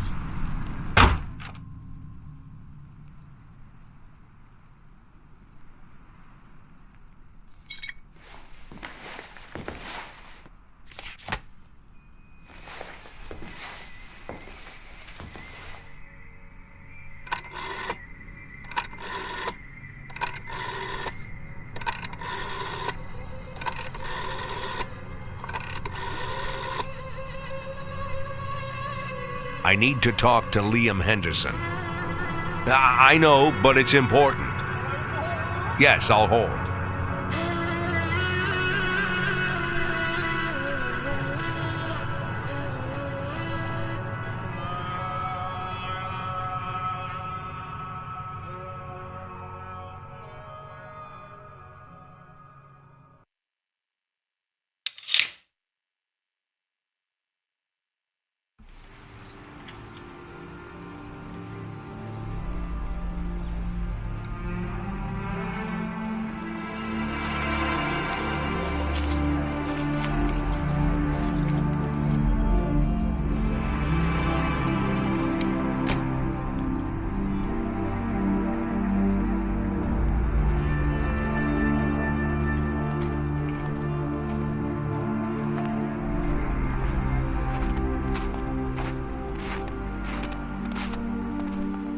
How, Jack? How could I let this happen? Who could have done this? Captain Carter caught a bunch of scumbags lately. And he made a lot of enemies. Any one of those cocksuckers could have decided Anyone that... could. Anyone could. Anyone could have, but someone did. Anyone could, but someone decided. How did I let this happen? We will try to find Of course we'll try, Jack. Of course we'll try. the one who did this will be punished. I have no doubt. You have no doubt. Of course you have no doubt. The person who did this has to be punished. What else could happen? Lily, we did everything we could. You did everything you could. Of course. Even more. I did more. More than necessary. More than this fucking town can take.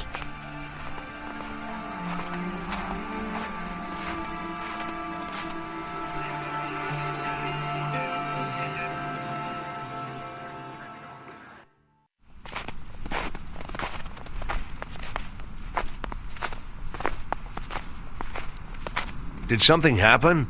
I saw the file. Captain Carter's murder. So that's how it was. Everything points to this, Lily. Everything points to this, and we have no reason to doubt that... You've no reason to doubt.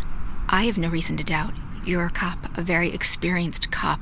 Much more experienced than I am. You have captured hundreds of criminals. You are a professional. You conduct an investigation. You've assembled all the facts. You wrote a report. You did a great job. You did a great job. You did everything right. What is there to doubt?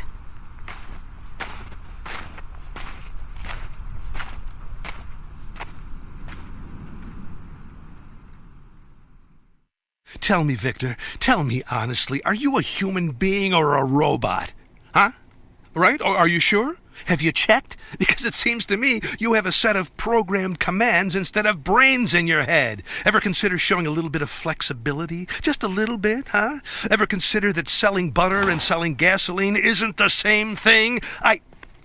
Well, Listen to me, Victor. Listen to me a second before your tiny electrical brains run out of batteries. When you sell him butter, you sell him a delicious breakfast. A person can live without a delicious breakfast. Yes, most people in this fucking town haven't even heard of a delicious breakfast. When you sell him butter, he's in a position to bargain. Because if he doesn't have butter, he'll smear his toast with clay, and by God, I swear he will eat it with no less pleasure. But when you sell him gasoline, Victor, when you sell him gasoline, you sell him his business. You sell him the entire meaning of his existence. Because, Victor, if he doesn't have gasoline, he'll have to shut down his gas station. And if he closes his gas station, he won't have butter or toast on the table. And in fact, he won't even have a fucking table. Because his creditors will take away his whole fucking house.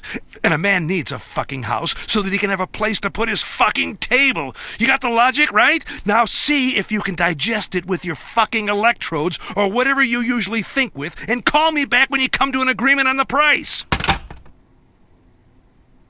You're already here. I'm sorry, Jack. It's a busy time of year. I gotta sit by the phone all day. I can call you Jack, right? Why am I asking? I'm already calling you Jack. Let's sit down.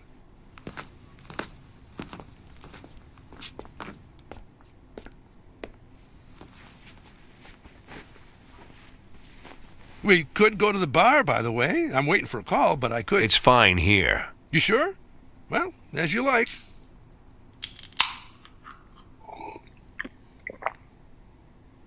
That's what I love about Sharpwood.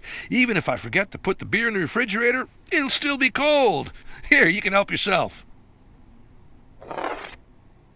Doesn't look like beer, does it? Well, what is it? The infamous smelly soup? You should try it. Go on. Try it. Don't be squeamish.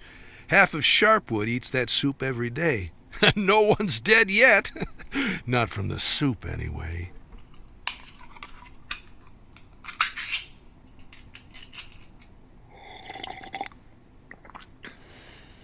Now I see.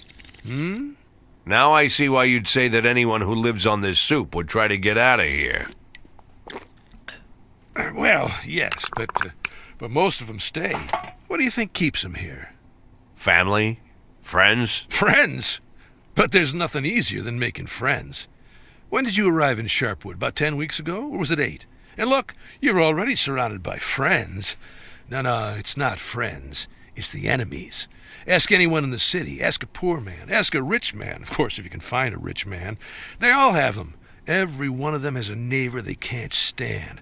Well, how can you leave Sharpwood and allow your enemy to go on without you? So he could plant a cherry tree in your backyard? So he, not you, could buy drugs on discount? So he could grab a nice plot of land in the cemetery? No one can allow this.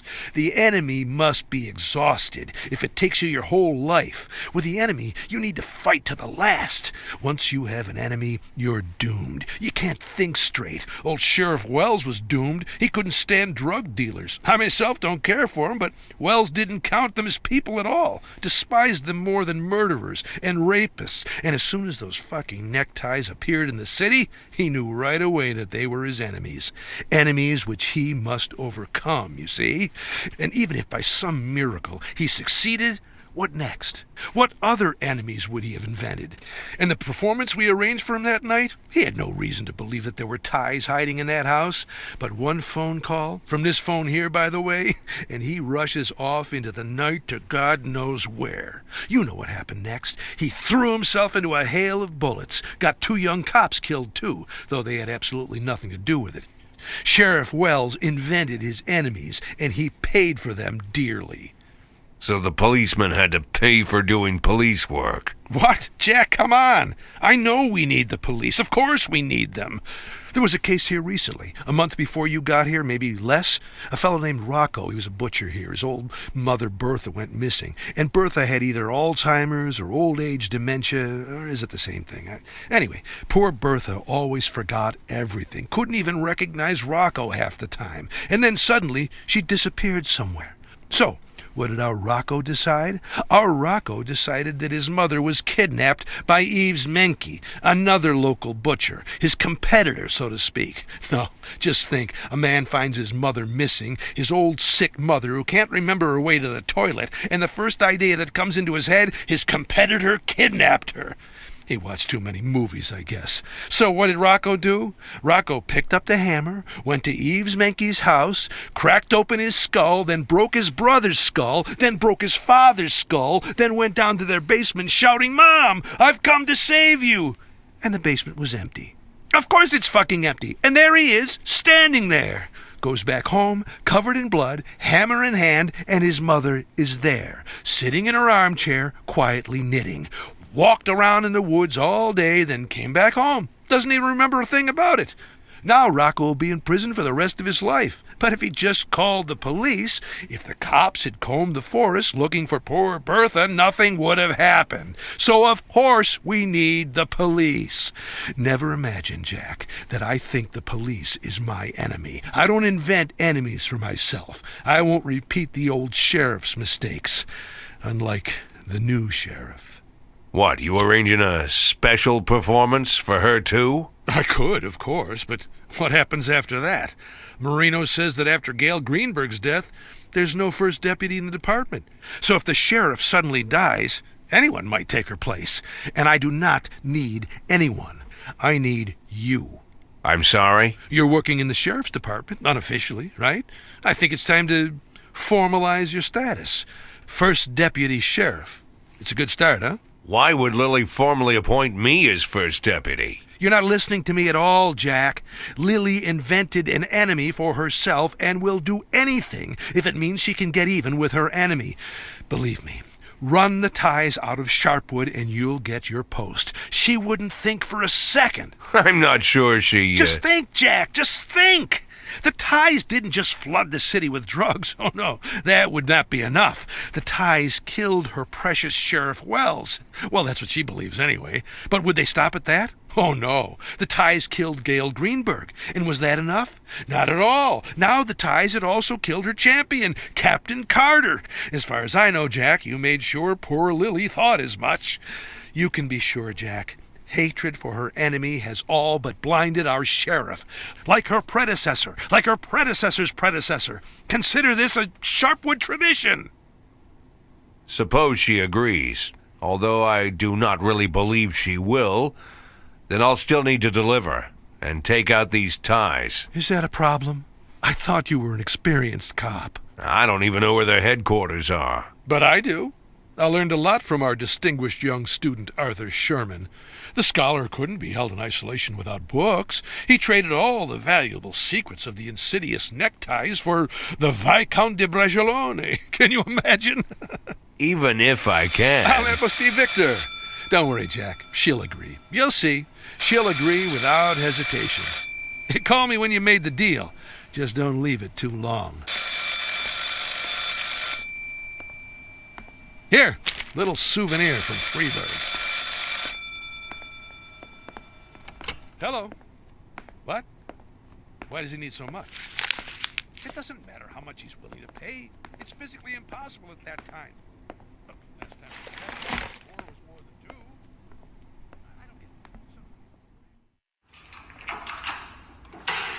2. Jamie, Corey, great.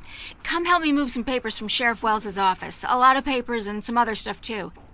Come on, guys, let's get moving. Sheriff Wells' office? I thought we, aren't we not allowed to enter his office? You don't need to go inside. Just wait in the hall. I'll take it all out and you can help get it downstairs. I'll get some twine or something to tie up the stacks of folders.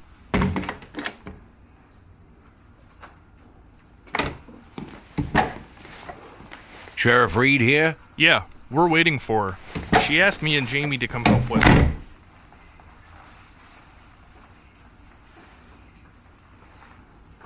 Hey, what's that? Mold? That? Oh yeah, that's black mold. Yeah, I can see it's black. Has it been there for long? You just noticing that? Then you'd better not look at the ceiling in the dining hall. Well, it's all rotten, from one end to the other. I always think the thing is gonna fall on me, like it's a race. Can I finish my sandwich before the ceiling finishes me?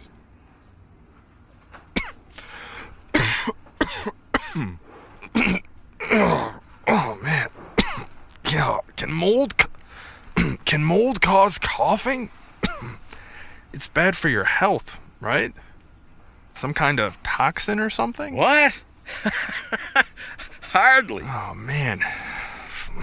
Feels like I've been breathing in garbage. When was the last time we had repairs? Repair? Are you kidding? This place has been falling apart for 40 years. How old is this building? 80 years? 122. That old? Are you sure? You ever read the sign at the entrance? You think I'm the kind of person who reads dumb signs? Well, it's been right in front of your nose every morning for how long you worked here? 11 years? Going on 13. 13 years? And you never looked at the sign? 13 years and you never noticed the black mold on the ceiling. And I heard from your wife that for 13 years you haven't, Look, you want me to look at mold all these years? I don't even think it was there before. It used to be white mold. Now it's black. These are different types of fungus. When the temperature... Yeah, what's the fucking difference? Black or white? I've never seen white mold before, or black mold. And the floor didn't used to creak. Maybe we have termites. I do not want to fall through the floor one day. Hey, you got a cigarette? Got a light? A light? Sheriff Reed isn't going to be happy about smoking in the station. Sheriff Reed doesn't have to know everything, right?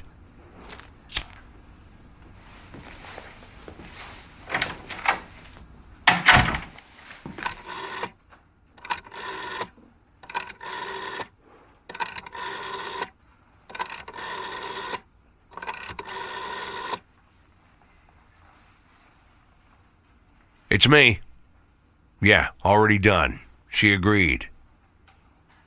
Very. No, that won't be necessary. No, let Marino bring me everything in writing, then I'll do it myself.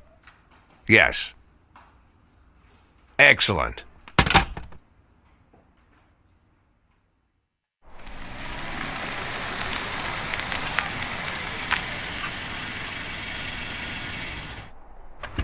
I'll be very, very quick.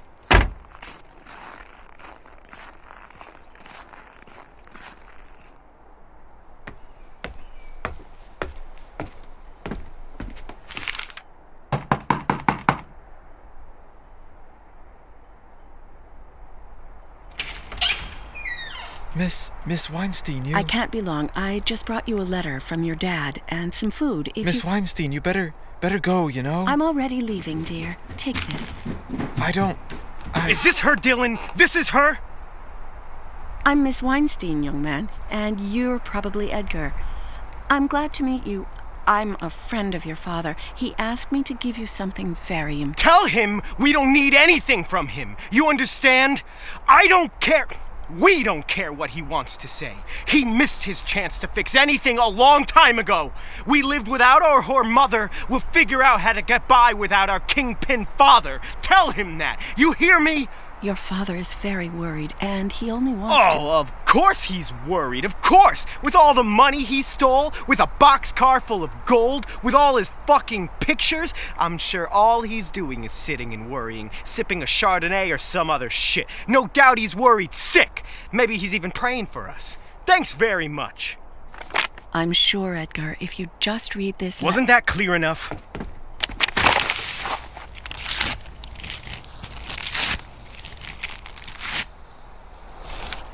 If I see you here again, I'll call the police. Sorry, Miss Weinstein, I'm sorry.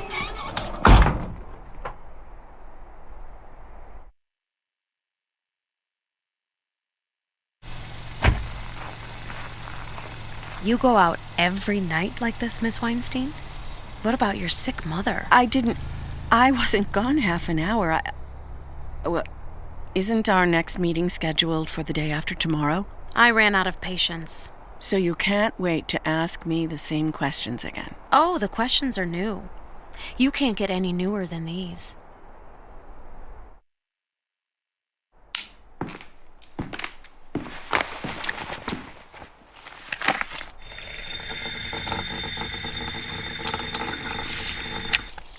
I'd offer you some coffee, but I'm sure that... Do you know who Anastas Culp is? I don't understand how it's... How do you... I know you didn't want his legs to be broken. You didn't want to make a cripple out of him. You just wanted your mother's jewels back and made a little mistake. How did you know that your private detective worked under a fake license and served 2 terms, right? I'm not sure that... I know you wanted the best. I know that Jack Boyd covered for you, and I also know that your mother has absolutely nothing to do with any of it. But I can easily prove that she came up with the whole thing herself, and even threw the detective a couple hundred extra to make sure Anastas Culp wouldn't get up from his wheelchair for the rest of his life. After all, they were her jewels. My mother... I don't know how sick your mother really is, but I think she'll be able to handle a few years behind bars.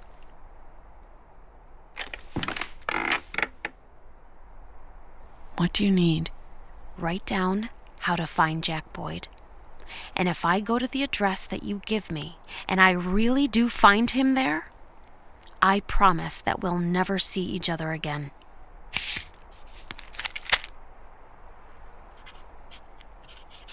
It's not the only time Jack Boyd has covered your ass, is it? Of course it's not the only time. Of course, the kind-hearted Mr. Boyd rescued everyone. He helped everyone. What would we do without him, right?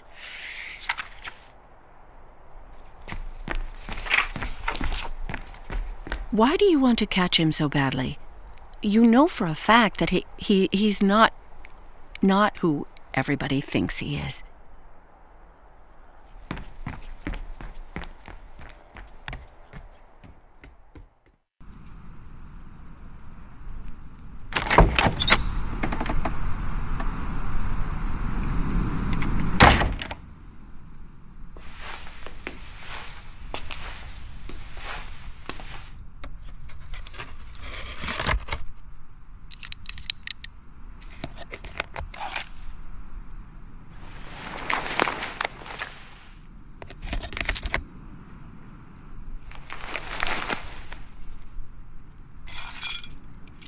It hasn't been cleaned.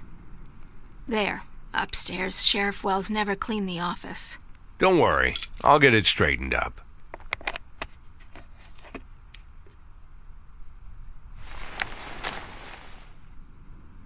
How do I look? like a police chief.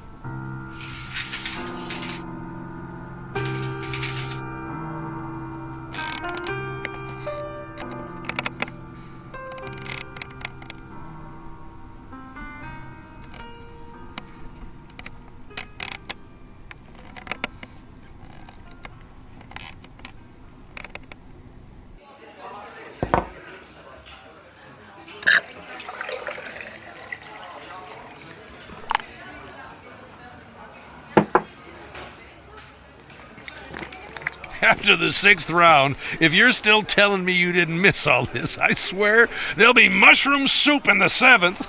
I wouldn't notice the difference. Your beer is shit.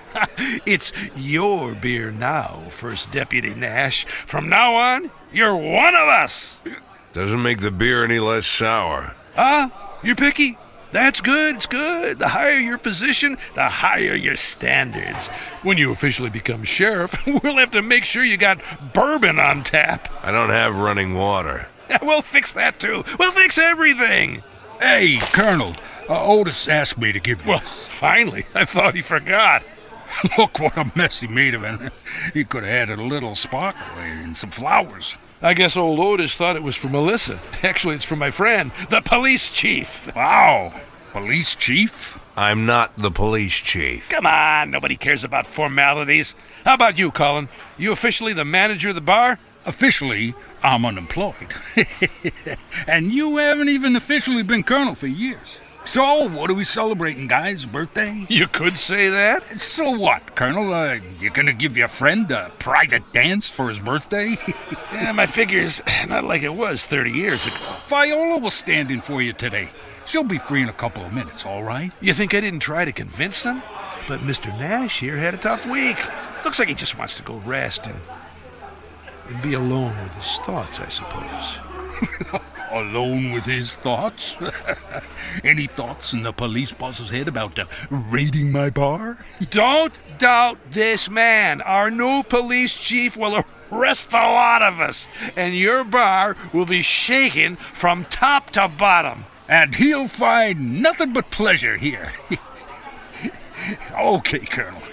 Since your friend wants to be alone, maybe we'll just go up to my office and discuss the payment for our Christmas supplies. You gonna beg me for a discount again? Don't forget, I've got a loyal customer card. I'll be right back, First Deputy Nash. Don't get bored.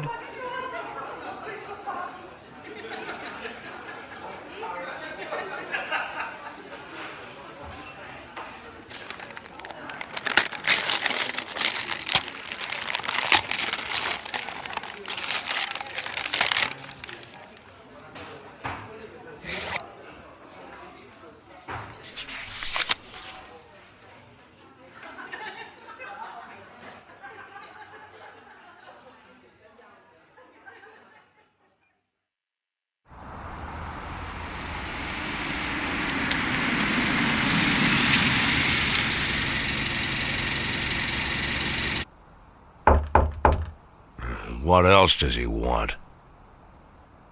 All right, I'm coming already.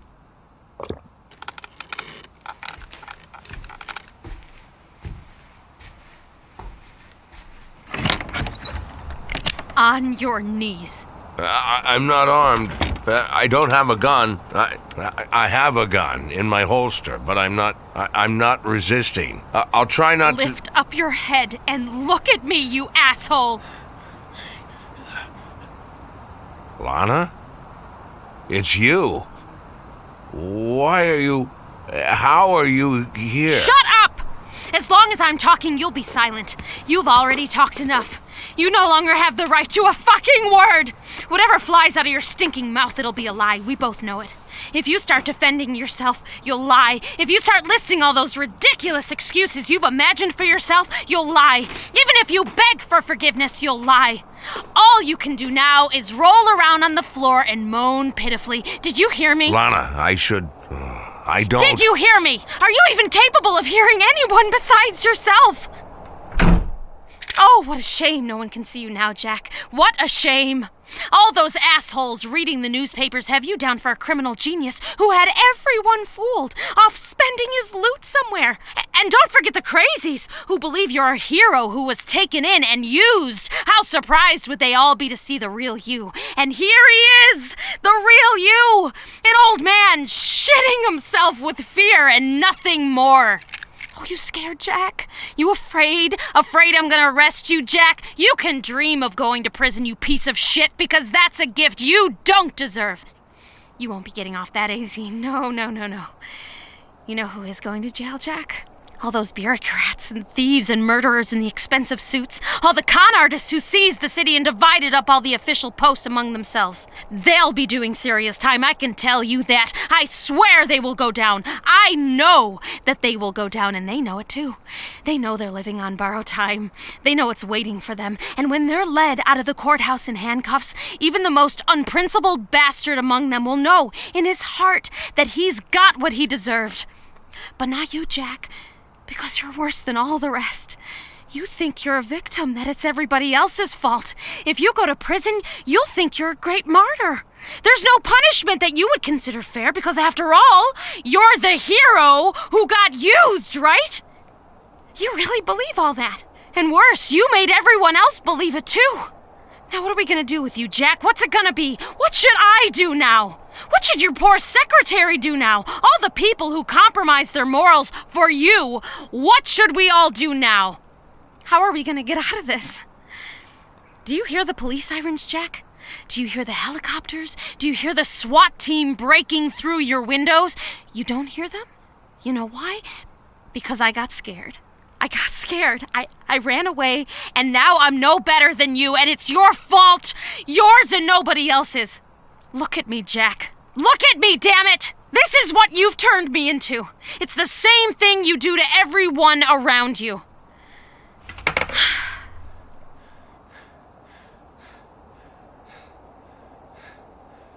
Well, are you gonna just lie there or pour me a drink?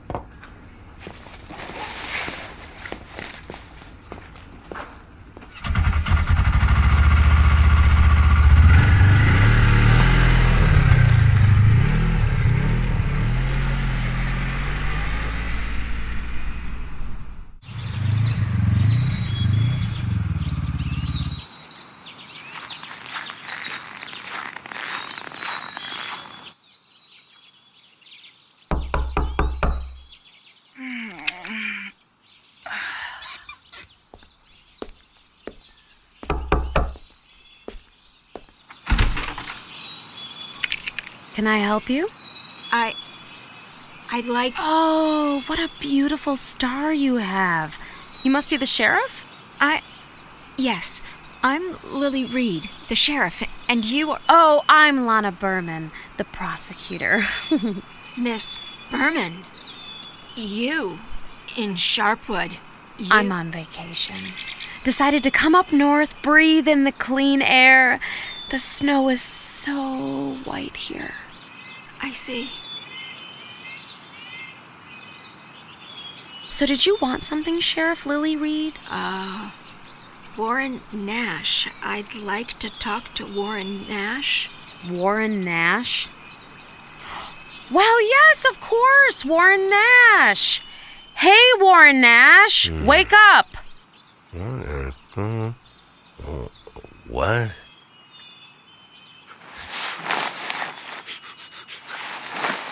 He didn't show up at work, and I figured he might... Oh, no, what a jerk. I always told him, you want to lose your job, Warren Nash? What will you do if you lose your job, Warren Nash? Can you even stick to the simplest rules? But what can you do with a man like Warren Nash? He's just that kind of guy. He never thinks about the consequences, you know what I mean? It was nice to meet you, Sheriff Lily Reed.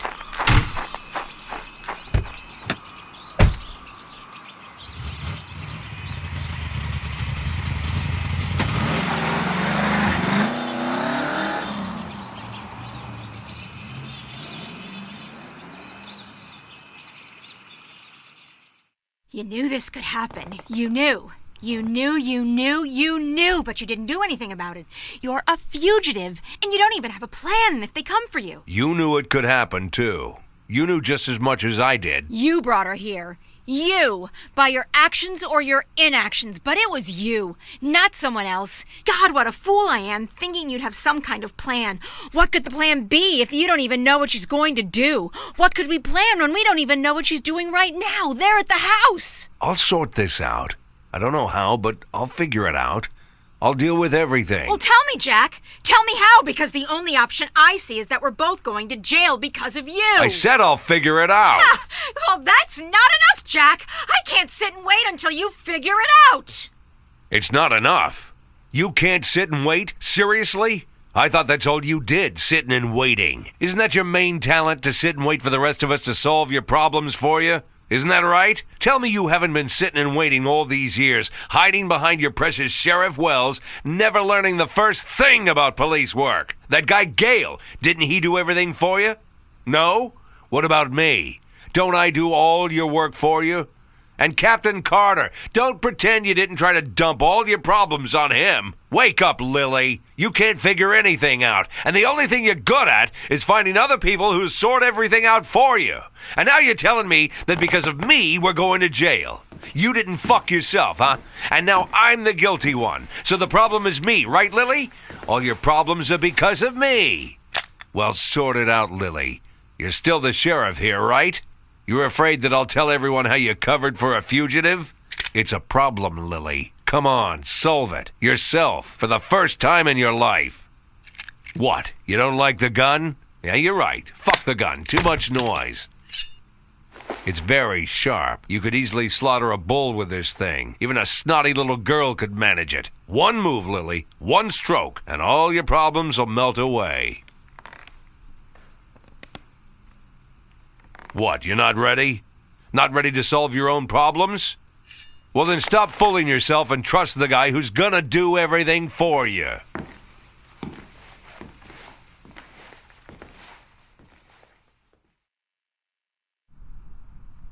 Well, what am I now, Lana? Your accomplice? Your prey? Your hostage, I guess? Hostage? Do you think this entire fucking situation is so easy to explain? It's just that simple, just one word? You'll have to explain this somehow, if they catch me. You know, Jack, it's a miracle that you still haven't been caught. A real miracle. I thought you'd be smart enough to stay invisible. I figured that a former police chief knows that in a situation like this, your only option is to climb into the darkest hole you can find and don't stick your head out. But no, crawling in the mud is for criminals, right? Not for our hero cop, Jack Boyd. Our Jack Boyd is now first deputy sheriff, walking around in front of everyone with a beautiful star on his chest. Are you fucking serious, Jack? Do you really not see that sooner or later she's going to give you up? She can't give me up. She needs me. She knows she needs me. Oh, yeah? You sure know how to convince people they need you. I can't deny you've got a knack for it. There's a lot of people in Freeburg who believed it. I believed it too. And where's it gotten us?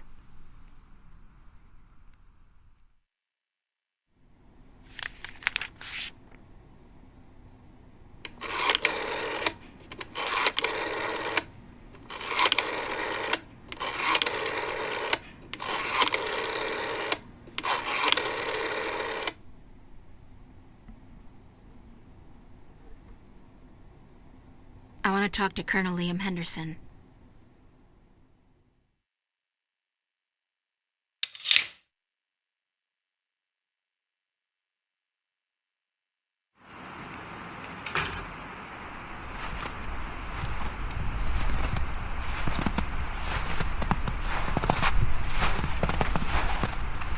What? You think I'm driving around with a DeVroom painting in the back seat?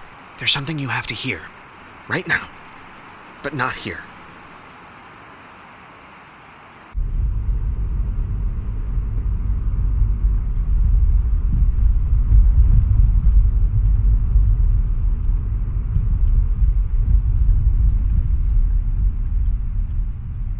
No, even further. Even here, someone could hear us. Are you kidding? We're in the middle of a snowy desert. There's no one here. Look around.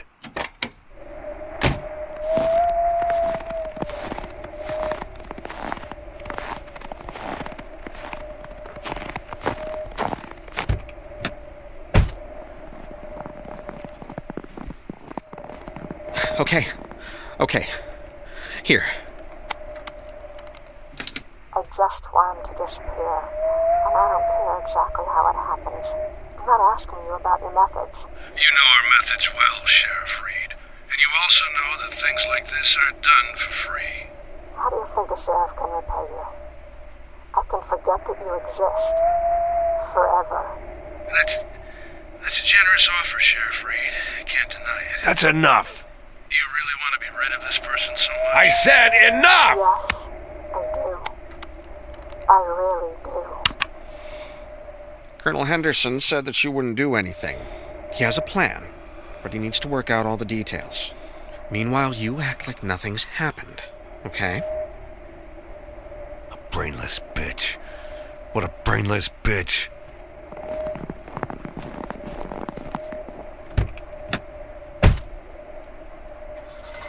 Hey, Mr. Boyd. Wait. No, wait, stop! What are you blaming me for? What did I do? I'm just a messenger. Wait. Hold on. Fuck!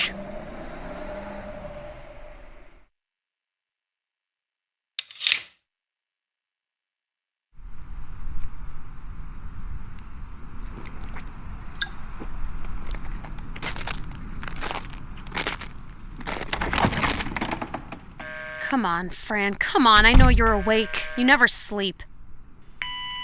Hello, you've called Fran Potts. It seems I'm not home right now, but if you just leave a message... Bitch! Who were you calling? None of your business. None of my business. Whose business is it then? This whole situation is pretty fucked up, but it definitely affects both of us. So if you think you're gonna keep freezing me out... Shut up! Do you seriously think that you have the right to open your mouth? You think you're in a position to bitch? Remember when I said that the situation was too complicated to describe it in one word? Forget that shit. In reality, it's very simple. You're my prisoner. You got me? I'm making myself clear? You're a prisoner and you will behave like a prisoner, and you will obediently remain silent until I decide what I'm going to do with you. Is that clear? Prisoner? Look at me, Lana. Do I look like a prisoner? Somehow I don't see the chains on my hands and feet. I could just break your neck right now and run. Does it look like I'm captive? Break my neck. If you were the least bit honest with yourself, I would have been dead a long time ago. Lots of people have died and will continue to die because of you, but you still refuse to consider yourself a murderer. Why, Jack? Just because you never strangled anyone personally? Just like you don't consider yourself a thief because you decided to limit yourself to an idiotic $500,000. I've always been surrounded by people who know how to brainwash everybody around them, but I've never met another man who has so completely brainwashed himself. Those are your chains, Jack. It's your endless self-deception.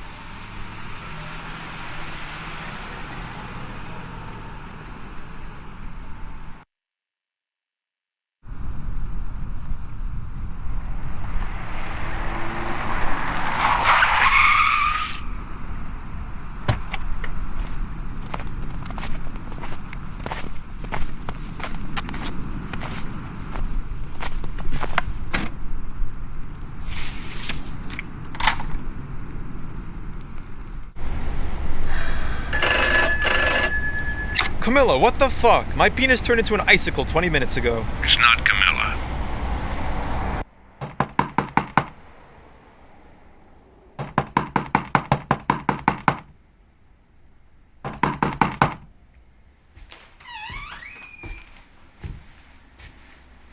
Ethan? What's the matter? Who is it? I'm sure it must be Jeff. He might have some new information on the case I told you about, remember? He warned me that he might come at night if there was something urgent. So I told him that Ethan, I would... What the fuck are you talking about?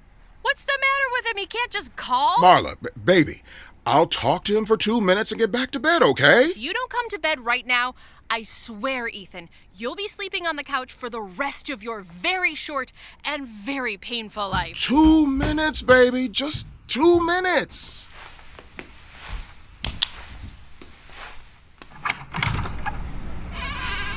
What do you want, kid? Sir, I didn't mean to. I'm sorry, sir. I understand that this will sound weird, sir, but over there, some guy on the phone wants to talk to you. He says his name is Bobby Flash.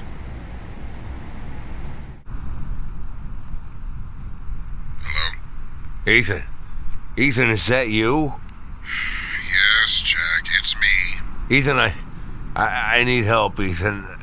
Help me. I know that only you can help me. Where are you, Jack? What's the plan, Ethan? Tell me what we're gonna do. Tell me everything in detail. Where are you, Jack? Where are you now? Just tell me what to do, Ethan. We'll do whatever you say. Just tell me the first step, the second step. Explain everything to me in order. I need to explain everything to me, Ethan. Just tell me where you are and I'll come. I'll come as soon as I can. Let me come to you myself, okay? I'm here.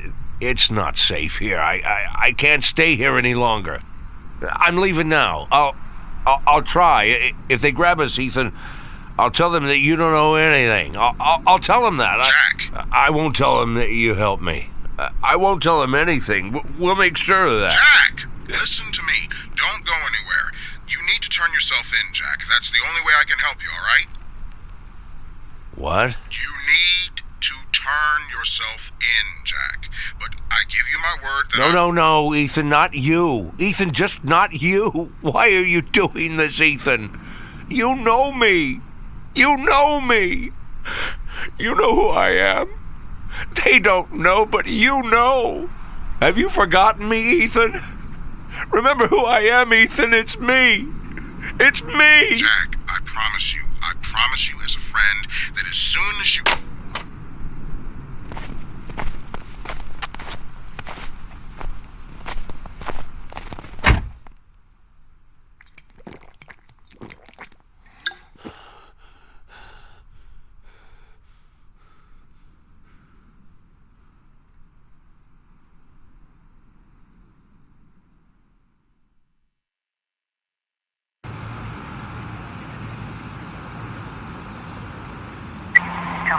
in progress.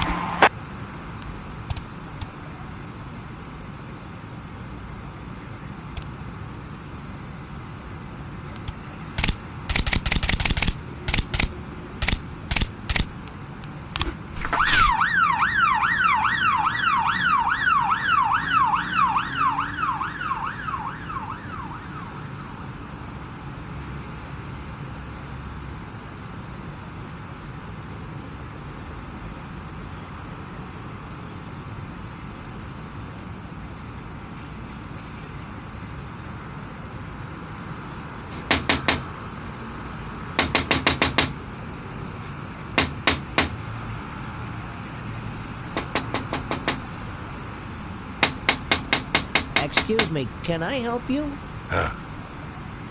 What do you want? I asked, are you all right? I'm fine. I'm fine. Are you sure you don't need any help? I said I'm fine. I don't need anybody. Get out of here already.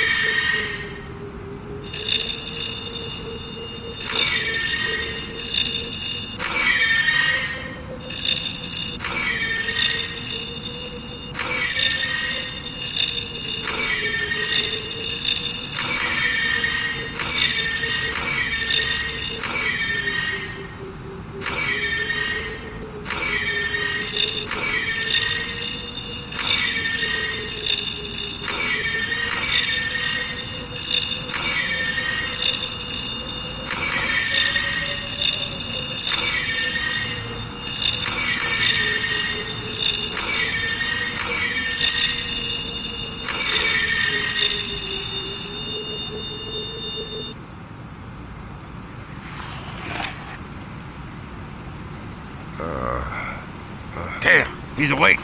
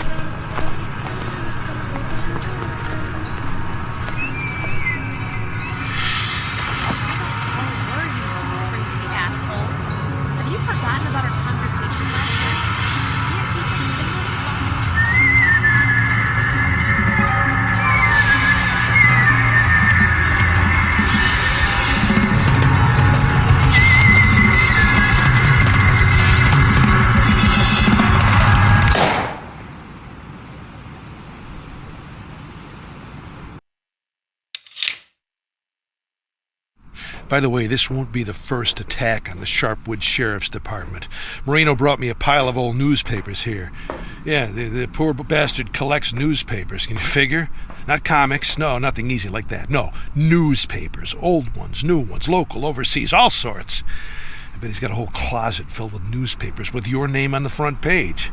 Well, he brought me some to read from his collection, and it turns out that back in '52, the department got a bunch of Molotov cocktails through the front window. They barely saved the building. Then in '59, there was a gunfight, and then in 1960, there was another one. So look at it this way, Jack. We're going with tried and true methods. But it's the first attack on the sheriff's department where the sheriff's gonna get killed. Let's hope it's the last one.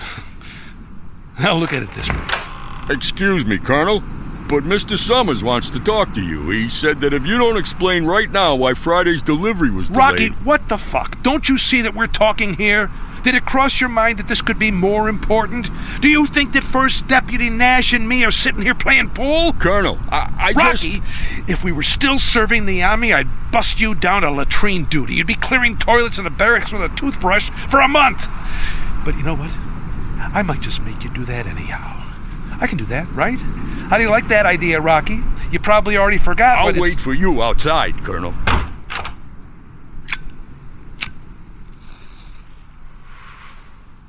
As for the details, there aren't many people in this town I can trust, so try not to get my guys killed. Yours are a dime a dozen, and mine are itching for a good gunfight. So 2 or 3 cops are going to get shot. Maybe 5 at most. Just pick the ones you don't mind getting rid of. I don't think you'll have much of a problem with that. And there's something else. What? Maybe we should shoot you, too. Oh, yeah, that'd be great. No. I just mean a little poke. Slightly shot. In the hand and leg for heroism. So nobody has any doubt that it was First Deputy Nash who bravely defended the department, standing firm while the bullets flew past. Who else could be the next sheriff? I'm the first deputy. If Sheriff Reed dies, I'll automatically take her place. Why make any extra fuss? Come on, Jack. You never watch a movie? All the heroes are wounded at the end. They all have scars. They're getting interviewed by the press from their hospital beds, promising to return to service as soon as possible and set things straight. Otherwise, it's just too boring. And if the injury turns out to be serious enough that I can't physically manage the duties of sheriff, how boring would that be? You know what? You're right. Better not to take any chances.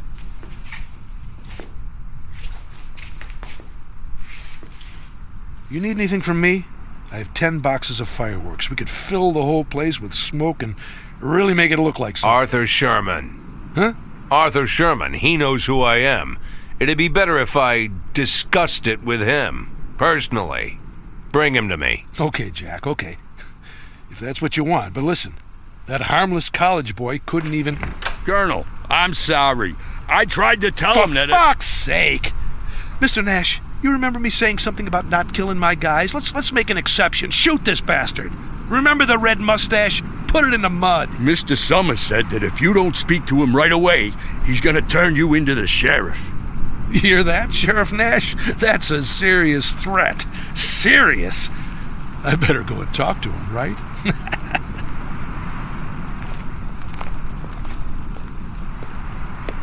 Just stick to the plan, Jack. Soon everything will be settled.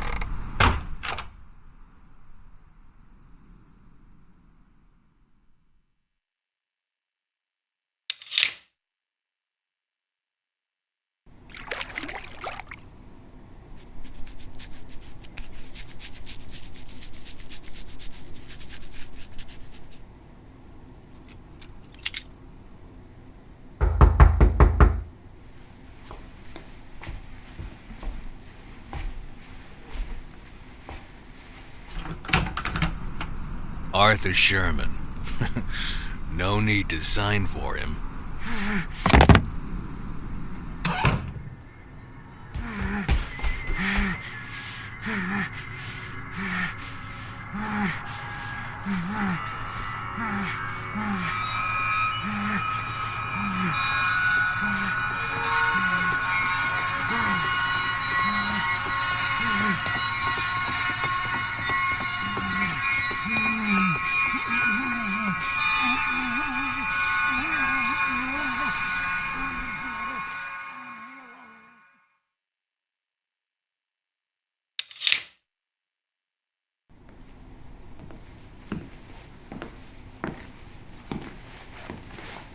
Still want to hear that story?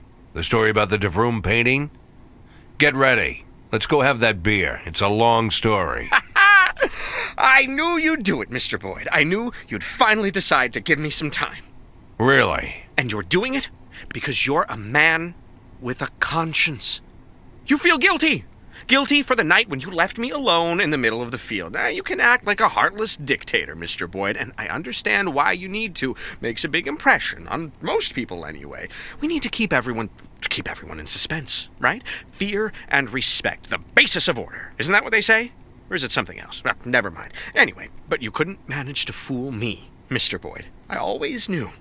Caesar is merciful.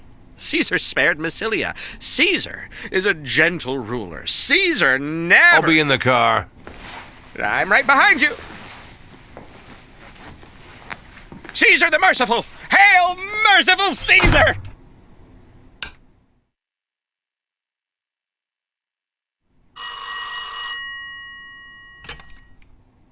First Deputy Nash. Hey, Jack, listen, I know it's a strange question, but I don't have anyone else to ask.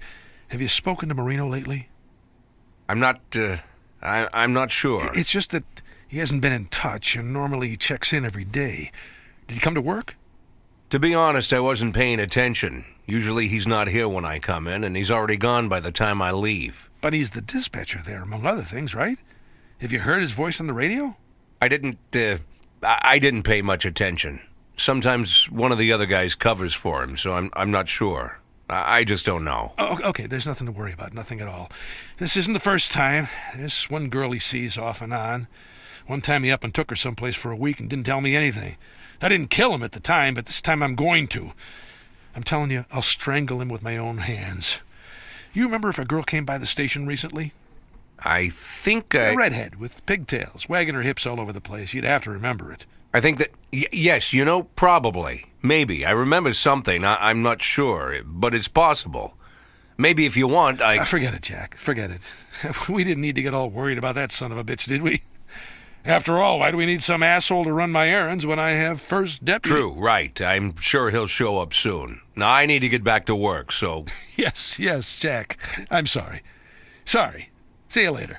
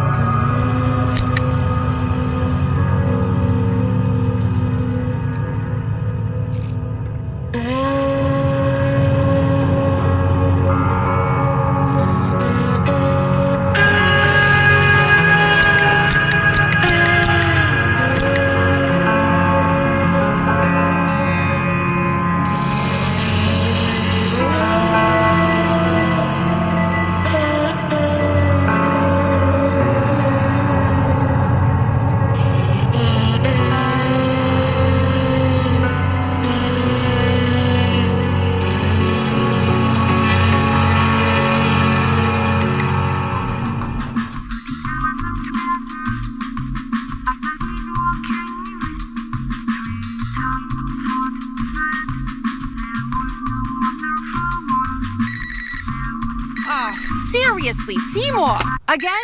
At this rate, we won't get to the bra till Easter. Well, I can't turn it off, baby. I can't. But I can send them to hell. Where should I send them, my dear, huh? Just tell me, dear. I'll give them all your curses verbatim. We'll send them to where they can never bother us again. And then we'll get to that bra. You have 5 seconds.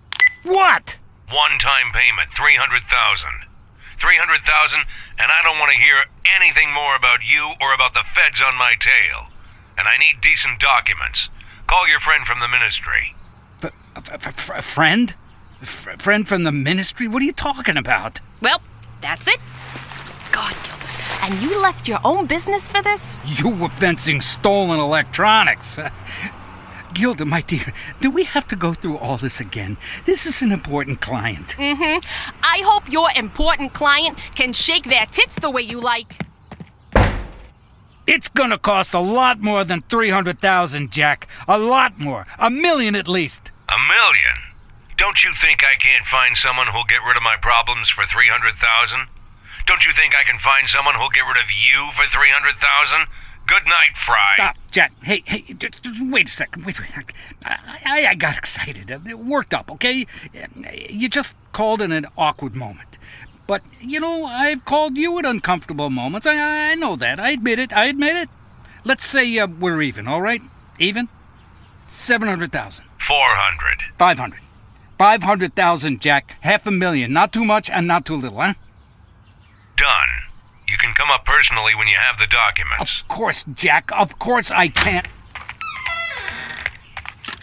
Oh, thought you could steal my tape recorder, you creep? What a petty fucker you are, Seymour. You left it here. What do I need with You were glad I left it, weren't you? You're getting it appraised right now, aren't you? Well, I can see right through you, Seymour. You know what, Gilda? Go. Go and take your tape recorder with you along with your bra and your stupid grudges. Go back to your criminals if you can't stand being with a real man who does real work. Run back to your buddy Kravitz. I'm sure he's got a couple of stolen TVs for you. Buy a bus ticket to Nurking. That's the closest place to Big Rift where traffic goes past. My guys will meet you. When you know exactly when you'll be arriving, call me. And don't forget the documents.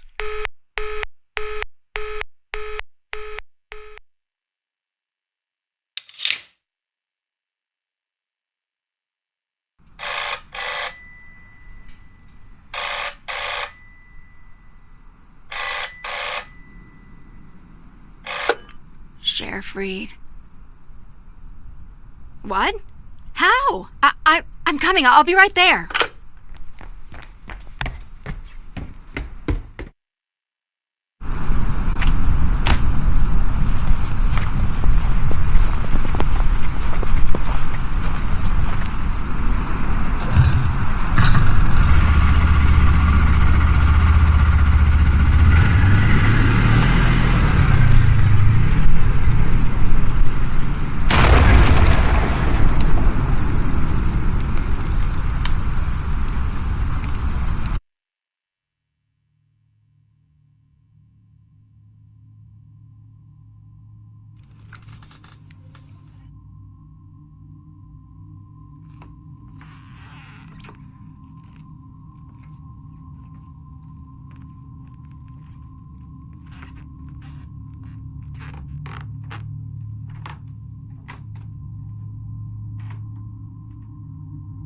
Good Lord, when are we gonna take that thing down? I dream of seeing how nice that thing burns.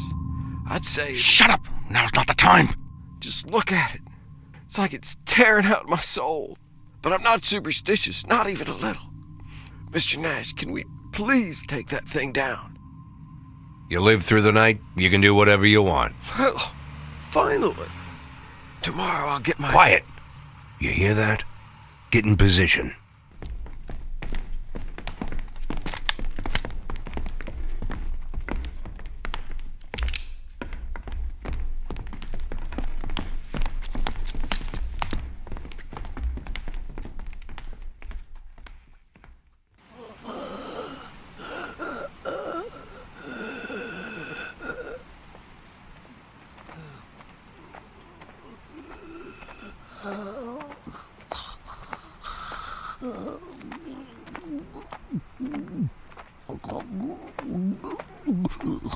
can't talk. It's okay. You've already talked enough. I'm willing to bet, Colonel, that you're trying to figure out where you went wrong. And really, where? You're definitely not the stupidest criminal I've ever met. And all your, let's call them, philosophical reflections. You know what? There's something in them. Something true. Something that really gets me. I've had to deal with much more pretentious bastards than you. And even this plan of yours to wage an assault on the department. Was it crazy? Maybe. But again, it's not the craziest assault I've ever been a part of. A little more luck and it might have all worked out for you. So what's the problem? The problem is, Colonel, that you told everything. Absolutely everything. All your thoughts, all your ideas, all your fucking plans to the police chief. To the police chief! You must be completely nuts, right? Never played cops and robbers with your friends as a kid? It's a fun game, and the rules are very simple. The robbers are the bad guys, and the cops are the good guys. But don't worry, Colonel. I'll make sure that everyone here keeps choking down your smelly soup. For breakfast, lunch, and dinner.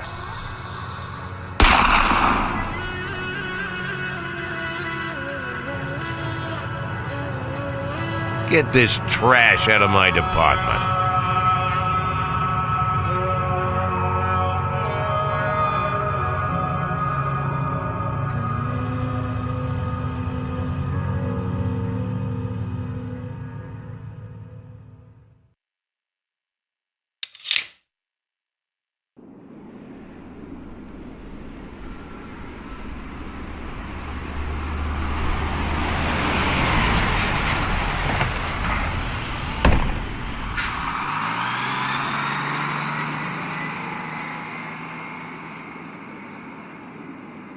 Are you Mr. Fray? Excuse me? I asked, are you Mr. Fray? Yeah, yes, I'm Mr. Fray, and you're from Mr. Nash, right? That's right, from Mr. Nash.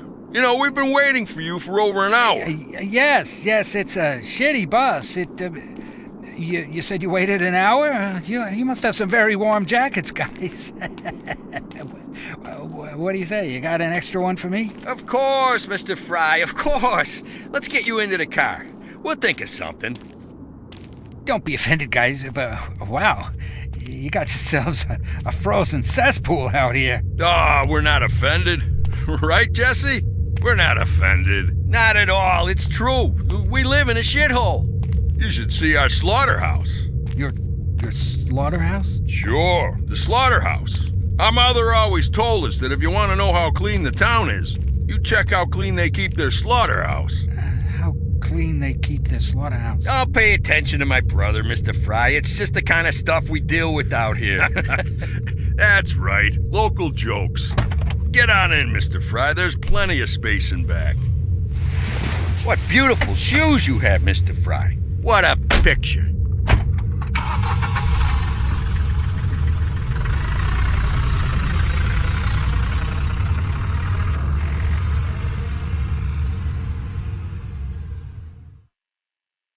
She always says that when I want to try something new. I bought myself a tie. You look like a jerk in it. I thought about getting an earring in my ear. Only total jerks do that. You know, I did feel like a jerk when I first sat down on that thing. Then I got to thinking. It makes so much sense. Once everything is covered with snow, a snowmobile will come in pretty handy, right? I started it up, drove it around, and you know what? The real jerks are the ones who keep driving cars and riding bikes in this weather. That's what I think. And I keep thinking about that advertisement. All the roads open before me. And it's true. I know, it sounds silly, but I swear, that's really how I felt. Like there were no more barriers. Like I'm finally in control of this situation. You know the feeling, Mr. Nash? Yeah, it's a great story, kid. The money's in the envelope, like always. Oh, by the way, those cigars you asked about earlier? Kings, right? Mr. Summers found a reliable supplier, but it'll still take at least a week, so I told him that you probably wouldn't want. Caesars. Excuse me? Caesars. The cigars are called Caesars. Order them. Oh yes, of course, Caesars. No problem, Mr. Nash, no problem. I just wanted to say that... I don't care how long it takes.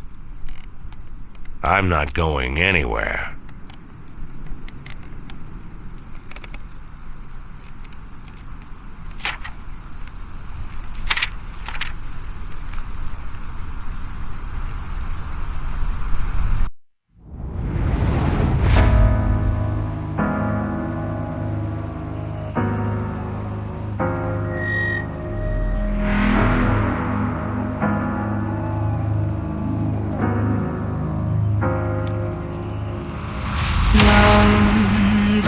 Love, careless love. You fly through my head like wine. You break the life of many a poor soul, and let me spoil this life of mine.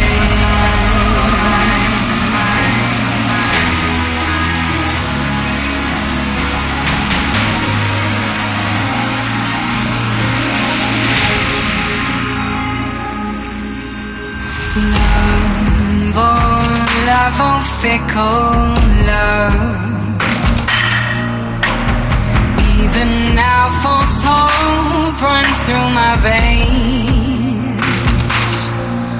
Hope that perhaps there's a way to drive your darkness from my days. But all you left upon my tongue was bitter taste.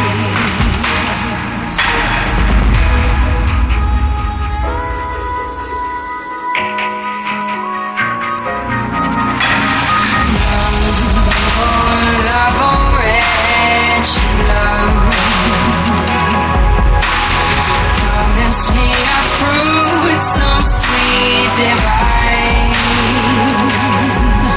but beneath the skin is festered right into the core, just like the heart you stole once was so fine.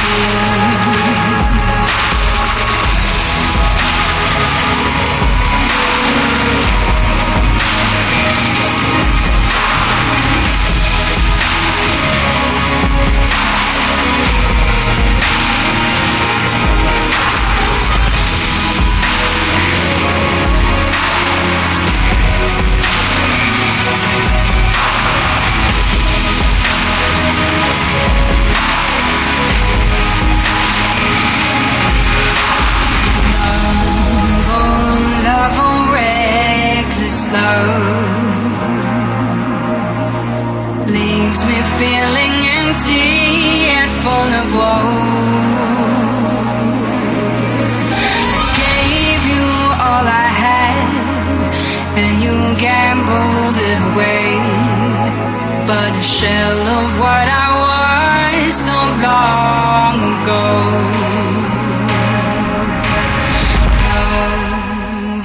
Love, oh careless love, you spoiled this life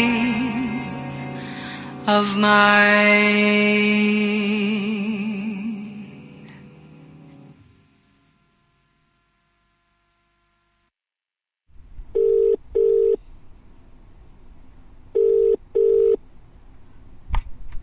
Emma, it's me. Mr. Boyd? Mr. Boyd! Oh, forgive me, Mr. Boyd. Emma, I'm sorry. Emma, listen to me. Everything's fine. Lana made it.